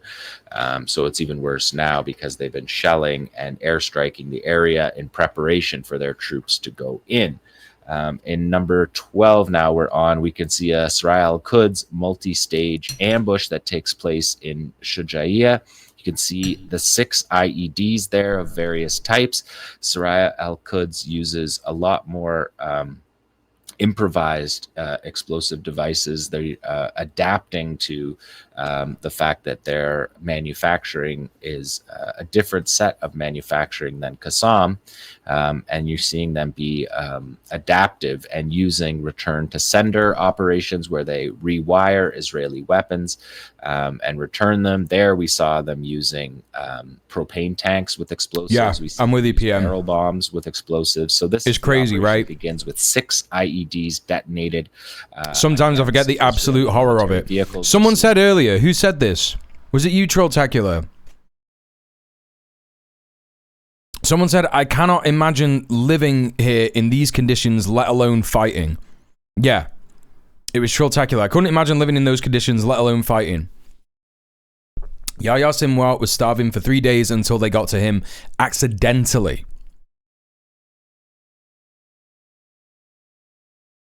You know, these, it doesn't matter, like, you know, again, this is not an expression of support. I would never support a terrorist organization. That's, you know, against terms of service, which is obviously an indicator of morality. So therefore it would be wrong and bad to do that. However, commenting on it as a journalist, as someone who is covering this stuff, who covers the news, these people are succeeding against all odds. And you cannot deny that it takes a certain amount of courage and skill in order to do that. You know? It takes a certain amount of sumud. It here from multiple angles. The Israelis said 2 killed and 8 wounded in this operation. This is a special forces versus special forces operation. This is Saraya's special forces against the Israeli military special forces in this operation. The fighter says here, whoever desires to take our weapon, that's right, we will take his soul. And the point of that is I think something that needs to be said. You can see the fighters are now using this tunnel to access to get position on the Israeli military where the people that were hit would retreat to. So we see the tunnels being used in Shujaiya. The tunnels began in Shujaiya for the resistance tunnels. You know what? That is a good point. I have been denigrating the IOF in that, you know, they use teenagers, they use children, they recruit 18-year-olds as soon as they hit 18, you know, and that's why they always say all the time, oh my God, Hamas killed all these IOF children, they're just children. It's like, well, they shouldn't have been in the IOF. What are you talking about? Make it make sense. It's either one or the other. They're allowed to be soldiers or they're not. What are you on about? You're right. The majority of Qassam and Saraya al-Quds are also teenagers. Were in Shujaiya to hide. So the IOF's got no excuse, really. They're just bad and the worst. In the 1980s. And this is where the fighter says, if they desire to take our weapons, we'll take their soul. And this is another point, because you'll see it in the ceasefire talks that the Israelis propose disarming Gaza. That is not even worth talking about. Even if they say that it was the commanders said to the fighters, we're disarming. The fighters of Qassam and Saraya al-Quds would not listen to their commanders. Their commanders would not say that, but the fight is not something that you can take away. This is a national liberation struggle. No commander would take their weapons away, and if they did, they would be not listened to, and they would be replaced. So there's the thermobaric warhead that is fired at the Israeli position that killed 2 more in that. Right, that's another thing. The Israelis fleeing from that. They say all the time that Hamas are stealing all the food to give to their fighters, and not one of them is even remotely over, 60 kilos. That operation, and you can see them in their buildings here. These are EGO's units. Saraya is going to use rocket artillery here, 107 millimeter rocket artillery, and they're going to fire it at that. They're all super skinny position. So using artillery rockets fired instead of on a trajectory, firing straight at the Israeli position, which is adapting with. That's right, Afro-altruism, weapons, presumably. Although it was actually gang members who were affiliated with ISIS. Israel doesn't know how to do anything but lie. Yeah. Lie and genocide. Lie and kill innocent people. Very effective. It's a bully. It is a bully. Weapon to use. And that was the thermobaric warhead that you see here. The Saraya al-Quds are saying there's 20. You could equally say they're taking the food and giving it to their teenagers. Can't have it both ways. Right, exactly. Targeting. And they made a point of also here with small arms firing on the soldiers who are attempting to leave. So 2 killed, 8 wounded at least in this operation. They're showing you the burning from. That's right. Al-Qassam targeted them. Yeah. Fuel air explosion and would create that fire. So and again, the telltale sign, the medevac helicopter dropping flares here. They say to be continued because there will be more from the resistance in Shujaiya, as we see in this next video, number 13. This is multiple EFPs set by Saraya al-Quds. The fighter here says, don't talk to us about their army, about their drones, about their fighter jets. It's all nothing. God is with us, is what he says. He's planting these EFPs. 2 EFPs Could you imagine? Are going to be simultaneously detonated. Standing up against that amount, this is the most well-funded army in the world, and my man is like, don't talk to me about their drones, don't talk to me about their missiles, don't talk to me about their air force. We have God. Versus army vehicles that you can see here from the triangles dropping in here in the upper corner. You can't really say anything to that, can you? We watch them plant a pressure plate. So essentially when the vehicle drives over it, it puts enough weight on it, triggers the spark that lights the fuse and detonates the explosive. So you don't need to have fighters right there to detonate them, which is also safer. And we see Saraya al-Quds using these often. You can see pieces flying off the tank there that they're showing you in there to detonate them, which is also safer. And we see Saraya al-Quds using these often. You can see pieces flying off the tank there that they're showing you in those red circles. So this is still in Shujaiya, still this week, another tandem EFP operation against tanks. And there was 10 IED operations in Shujaiya alone this week. This next one is a close quarters battle in Shujaiya. 10 this week, wow. Qassam brigades and Israeli special forces. This also came along in a video that has 2 sniper operations that I'm not going to show because they don't show the sniper, and we can't show Israeli soldiers being hit. So and they were hit. So you can check out again on my X feed, which is simply an archive of these resistance operations. That's all that's on there. So you can see it there. So that was another soldier killed in that operation. And then this is... And again, chat, that is against the Israeli Special Forces. The so-called Israeli so-called Special Forces. Tufa, in the just outside the old city of Gaza, part of the old city of Gaza. And this is a Zalzal 4. Essentially, it's called an earthquake. It's an EFP that Israel Al-Quds has adapted and improved throughout the war here. You're seeing them burying it here. And we see them, like I said, using more of these adaptations. When we see Qassam, we're seeing them using all still appropriate weaponry. You can see the tank there that's going to go. Could also say the so-called forces.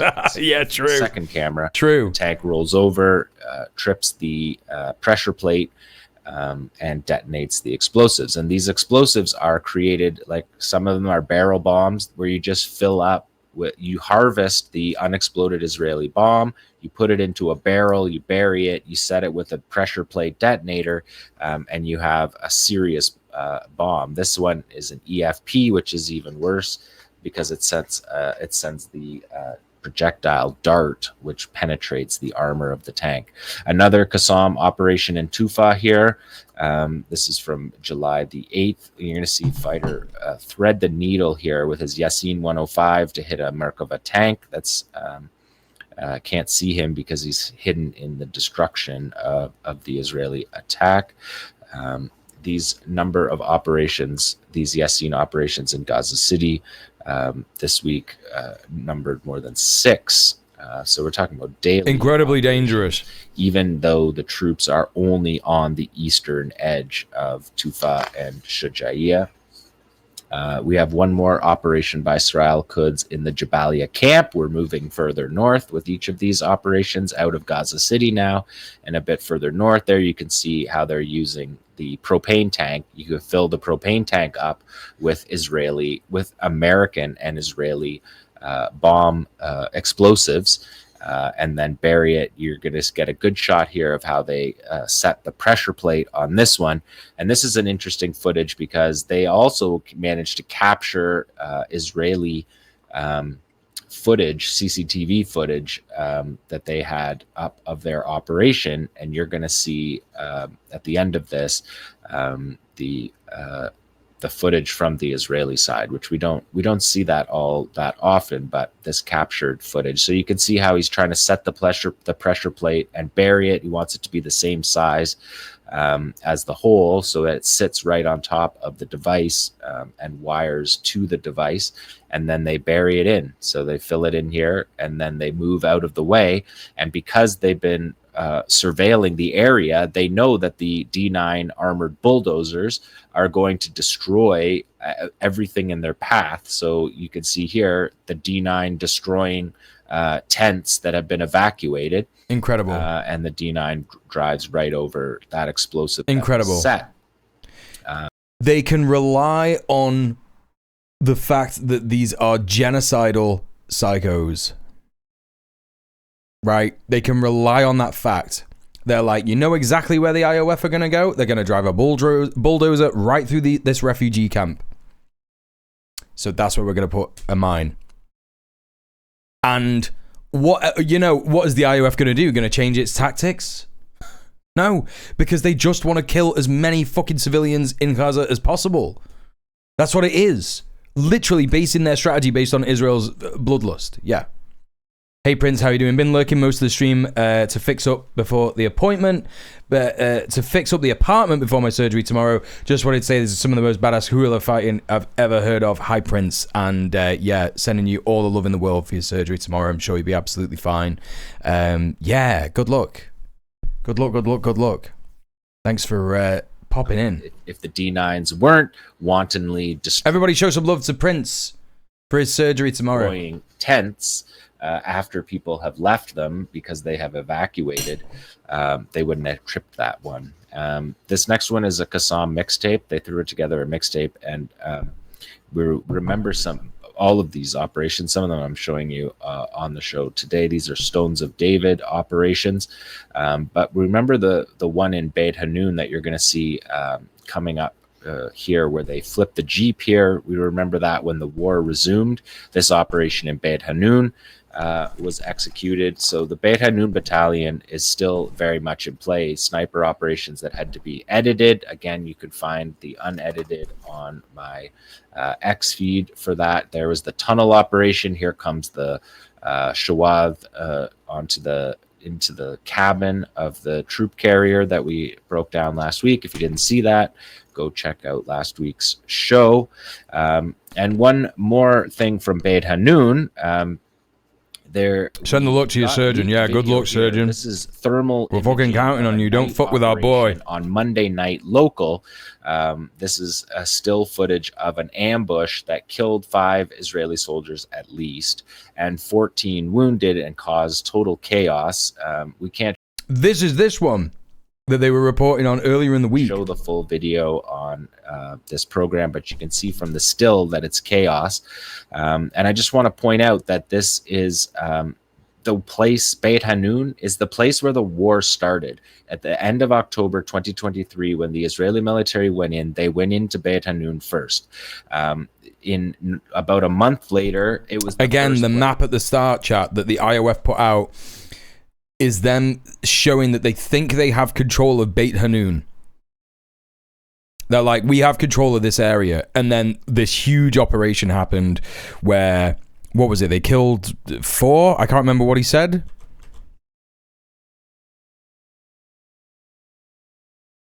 Thermal imaging. 5 Israeli soldiers, at least 14 wounded. Program, but you can see from the still that it's chaos.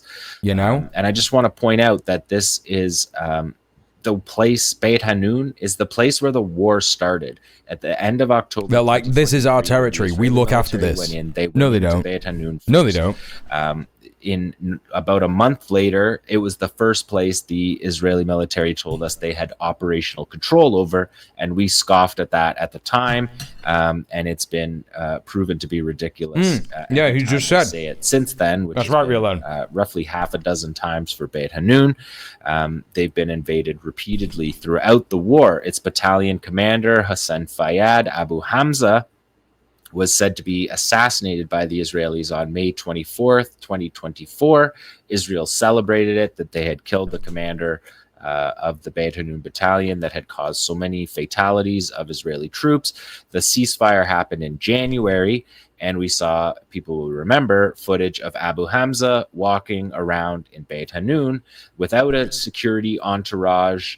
He doesn't need any protection from the people. It's the opposite. We saw Abu Hamza, who's supposed to be dead, walking with a couple other people and greeting families that had come back to Beit Hanun, greeting them and giving them condolences for their losses that had occurred during the that stage up to that point in the war, which is of course pretty embarrassing for the Israelis, because they had already made one of their little kill sheets for him and said how successful a raid it was by their Yahalom. It's fucking incredible. That's why you can't trust anything that Israel says. You just can't. Tunnel unit that they had killed him in a tunnel. I mean, obviously there's loads more examples, but that has got to be like one of the funniest things of all time. And it's probably likely that Abu was like, yo, they think I'm dead. They think they killed me. So I'm going to like hang back, wear a mask for the rest of this time. And then if there's a ceasefire, I'll just be like, yo, safe. That was totally false. And we'll also remember that what's good that on camera walking around in Beit Hanun came about thanks for the follow. On the heels of a couple dozen serious operations in Beit Hanun that foiled the general's plan. The general's plan, which was to ethnically cleanse all of northern Gaza, that plan went to die in Beit Hanun. And the final operation before Israel said, okay, we'll accept the ceasefire, was the one where we saw the Merkava tank had its turret blown off, tossed meters away from the hull of the tank, which was flipped upside down. and a pretty spectacular show of defeating the Merkava tank that Israel has so much pride behind. The ambush that happened on Monday night, the Israeli military talked about it. They had sent 2 brigades in, and because they had bombed it so heavily before going in with artillery and airstrikes that they believed that there was nobody there, forgetting, of course, that there's a massive tunnel network underneath Beit Hanun that continually kills Israeli troops. But nevertheless, the Netze Yehuda battalion went in, the 1st ultra-Orthodox battalion in the IDF, went in on foot, and that's what we're seeing here. 2 IEDs detonated simultaneously on the So they did send in Haredim. Killing at least 5 and wounding 14, causing a chaotic scene. The IDF said that the area was significantly attacked from the air in the weeks before the operation to soften it up, and that the 2 explosive devices were detonated precisely as the force passed through. The initial assessment said that that device had been prepared in the previous 24 hours. So the fighters in Beit Hanun are all over the Israeli military's movements. The first movement into Beit Hanun after the January ceasefire, and you have this operation that Israeli... Okay, no, they are doing it. They are trying to conscript ultra-Orthodox Jews, but the ultra-Orthodox parties in the Knesset are like, if you don't introduce a bill that exempts Haredim, particularly yeshiva students, from military service, we're gonna leave this coalition. We're gonna leave the government. I was calling. So that's apparently what they're saying. I mean, fuck knows, it's the Times of Israel. 7th. Abu Ubaidah, who we note has been speaking a number of times before field reports. We haven't got the Beit Hanun battalion field report operating from the tunnels as they are, but Abu Ubaidah said the other day that the complex Beit Hanun operation is an additional blow delivered by our mighty fighters to the prestige of the frail Israeli occupation army and its most criminal units in the field that the occupation thought was safe after it had left no stone unturned. He's referring to the bombing campaigns. The battle of attrition that our fighters are waging with the enemy from the north of the Gaza Strip to the south will inflict additional losses every day. And it has recently succeeded in miraculously freeing its soldiers from hell. If it may fail to do so later, and additional prisoners will fall into our hands. Abu Ubaidah suggesting they are going to attempt to capture more soldiers for the ones that they have right now in Gaza. The steadfastness of our people, Abu Ubaidah said, and the bravery of their courageous resistance fighters are exclusively what forge equations and shape the features of the next phase of this war.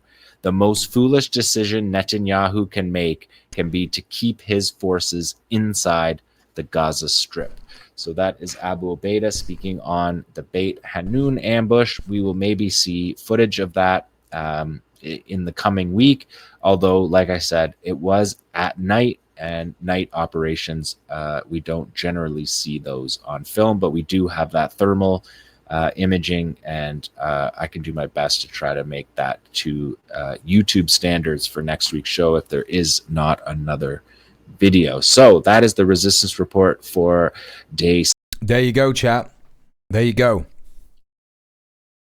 Okay. We're going to run through a few quick things. Rapid style.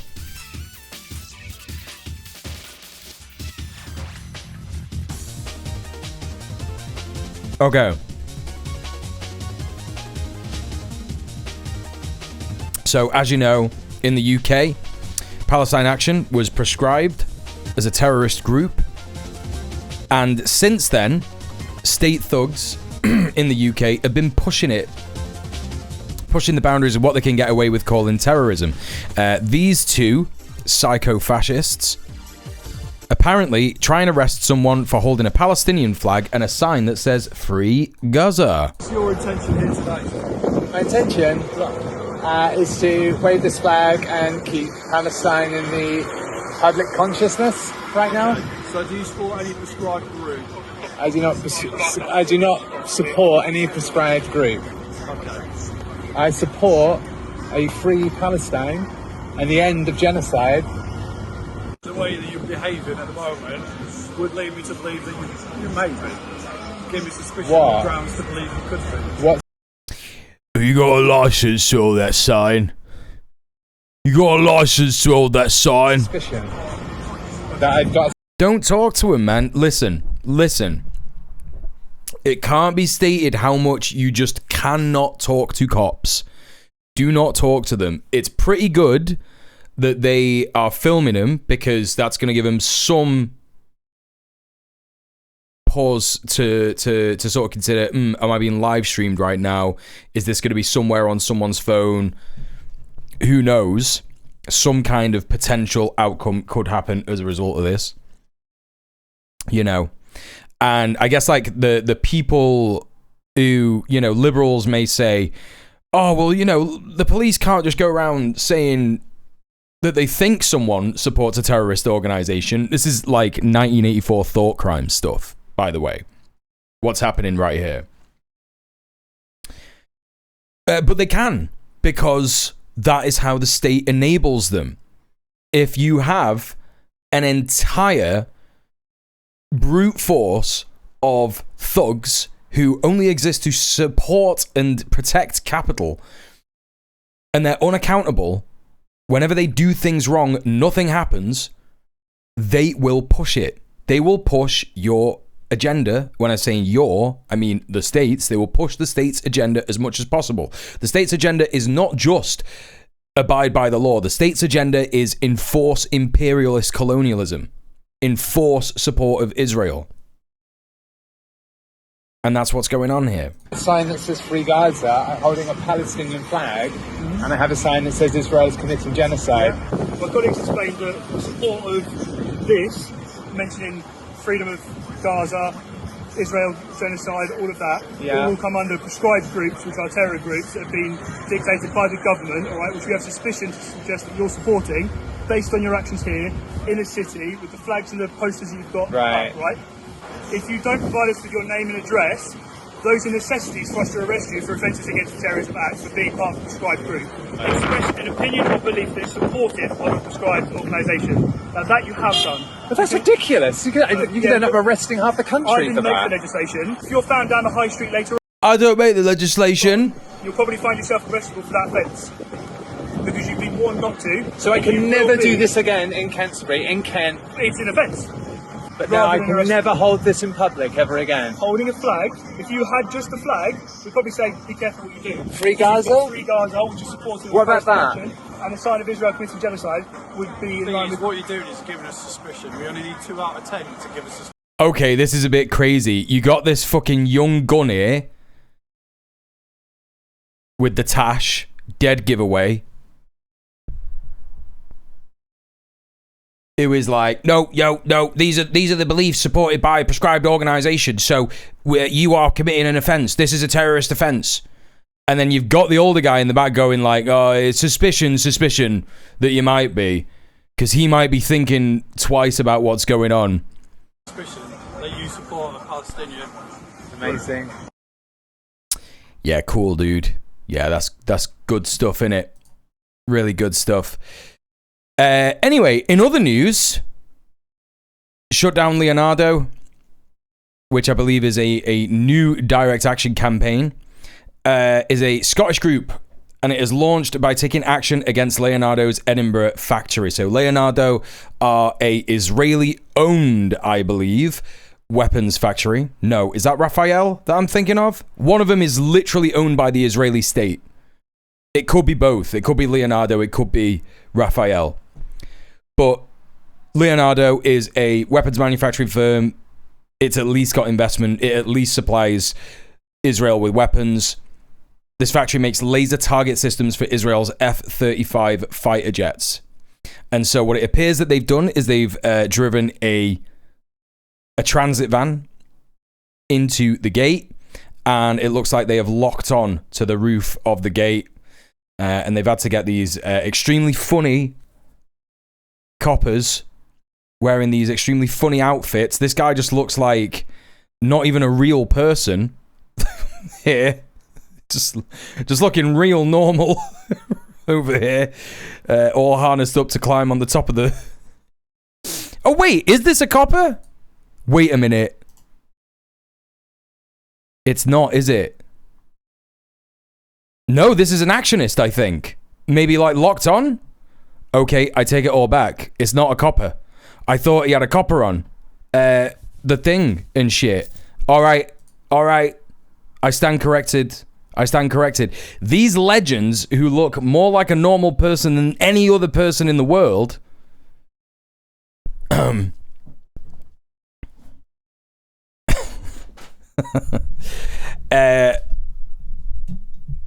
doing the right thing. No, they are cops. Okay, well, listen, the jury's out. We don't know if they're cops. I don't know. I can't really fucking tell from this crusty fucking image. But anyway, regardless, anyone who isn't a cop, not just in this photo, is great. What a legend. So, that's what's going on.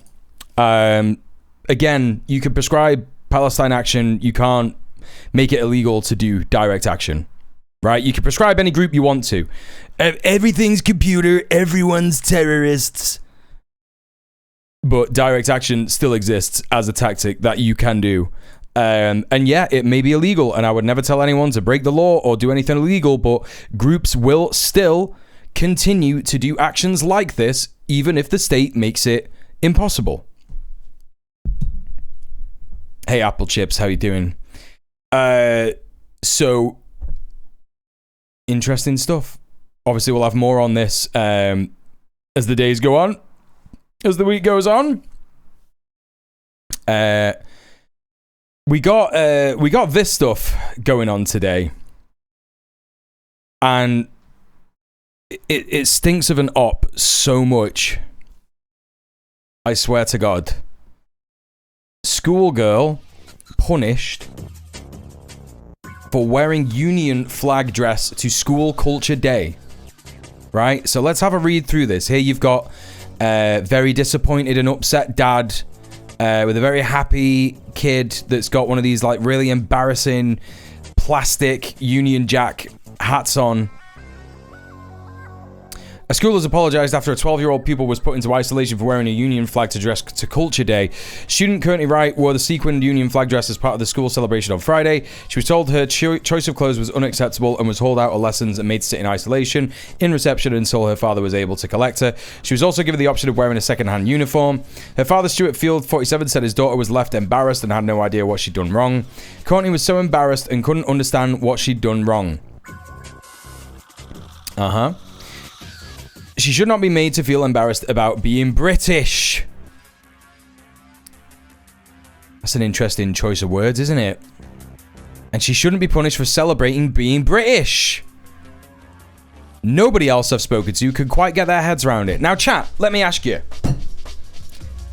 Can you get your heads around it? Hey, Ninja Can. Wrong. She should. Chat, do you think there is a way you can get her... You could get your head round how this has happened? Yeah? So... Trilltacular, holy shit. Thank you so much for the tier 1 sub. It's a Ninja. Ninja Can, enjoy that gift sub. Thank you for the 20 gifted subs today, Trilltacular. Somebody at the school has politicized a Union Jack dress. They made a flag political, chat. They made the flag of this evil country political. Yeah? That was clearly not Courtney's intent. Courtney didn't do anything to be political. Okay, let's see what this missive is from the school. We're excited to inform you that Bilton School will be celebrating Culture Day on Friday the 11th of July 2025. This special day is dedicated to recognising and celebrating the rich cultural diversity within our school community. Students across all year groups will have the opportunity to take part in a variety of cultural activities designed to promote inclusion, understanding and appreciation of different backgrounds, traditions and heritages.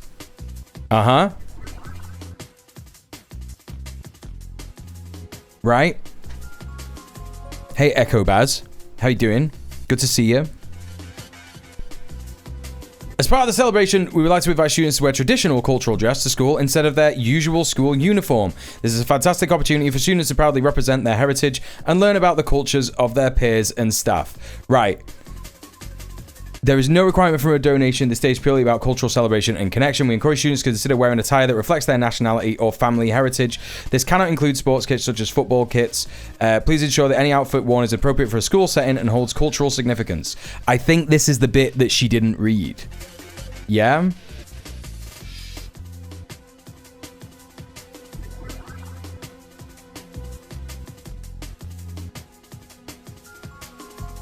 This is the bit. So they had this cultural day, and it was obviously to promote inclusion, understanding, and appreciation of different backgrounds, traditions, and heritages. So, not really appropriate to be wearing a Union Jack, right? What's whiter than being white? Being British! Hey, Oxpecker, how you doing? Welcome in. Yeah. Right. It's about being British. The Sposh Girls and even the freedom of being able to wear a dress. This is just what being British means to her. Grade A student Courtney also plans to read a speech celebrating Shakespeare, fish and chips. That's not even remotely indigenous. That's Jewish. And the royal family, again, not indigenous, French and German. Her father added, yeah. In a letter to parents, the school said Culture Day was designed to promote inclusion, understanding, and appreciation of different backgrounds, traditions, and heritages. Mr. Field added, it's the school who made it political. They went against everything that was being held for. All the kids there are British in my eyes. I like to think I'm a tolerant person, but this was just not right. Listen, if you were a tolerant person, you would go, yeah, it was probably cringe for like a white girl to, you know,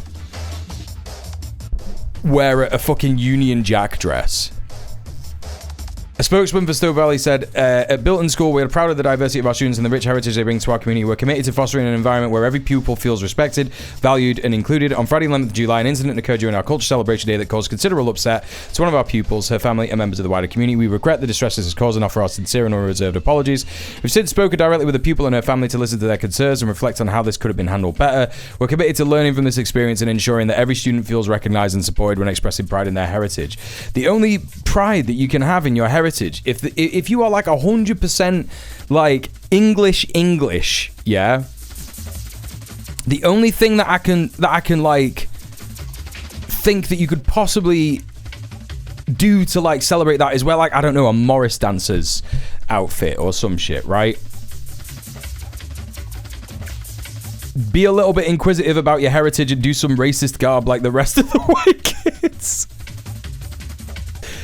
You know, it's just mad. It's just mad.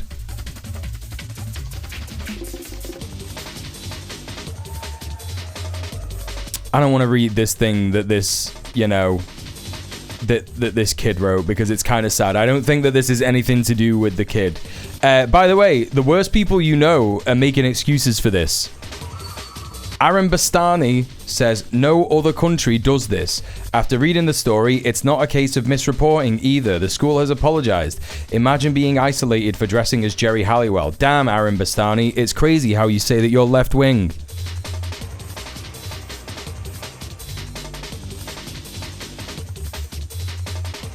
Do you not find it a bit suspicious that a dad with a history of being investigated for child abuse had a daughter who just happened to become the subject of a viral shitstorm online? Or do you think that he may have encouraged her daughter to do this despite what may happen?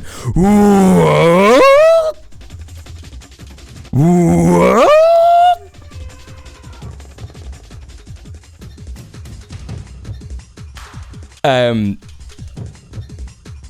I'm not sure if there's going to be any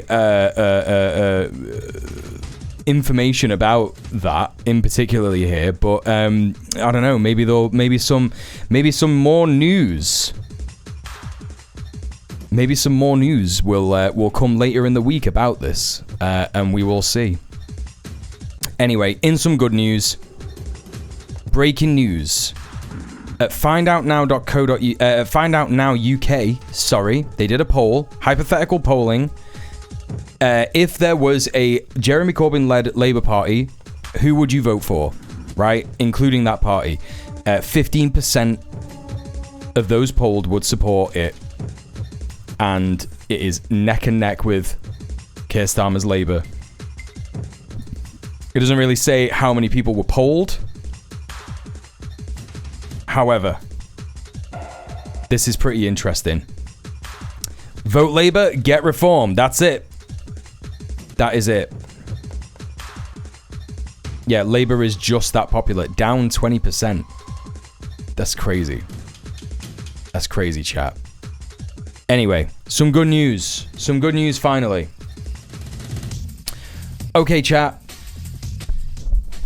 It's been real fun. Thank you so much for hanging out. I didn't think I'd actually make the full stream today because I started later, but we've almost done 4 hours. So, that's cool, ain't it? Ain't that cool? Now, I'm going to find someone to raid. I do not know who to raid. Give me a hot minute. Let me see who we can go and show some love to. Down.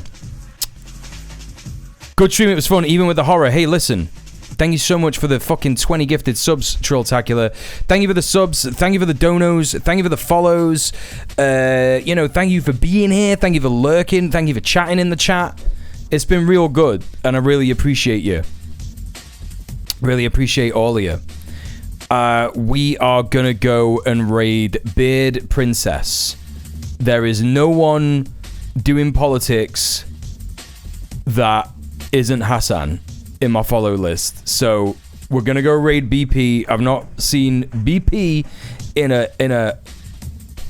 a bit.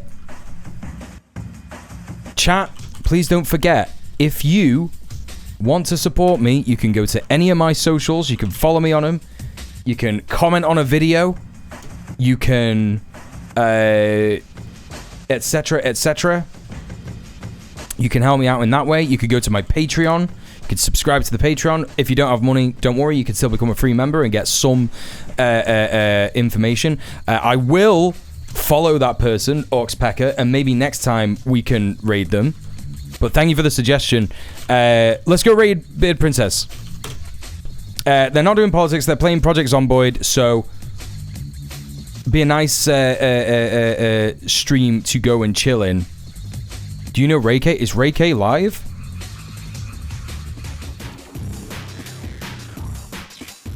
Oh, Ray K is live. Shit. Oh, and so is Lux. Okay, I completely missed those people. I completely missed those people. It's just because so many people are live. Sorry. I do know Ray K. Okay, well listen, don't tell Ray that don't tell Ray that this happened. Join me for the raid to Beard Princess. Anyway, thank you so much, chat. Don't forget, check out my YouTube, check out my VOD channel, etc., etc. There's so much stuff, there's so much content for you to get from me, so I hope you enjoy it, and I'll see you tomorrow, same mule time, same mule place, 7 p.m. UK time. I will see you then. Take care. Enjoy the rest of your evening. Mwah. Peace.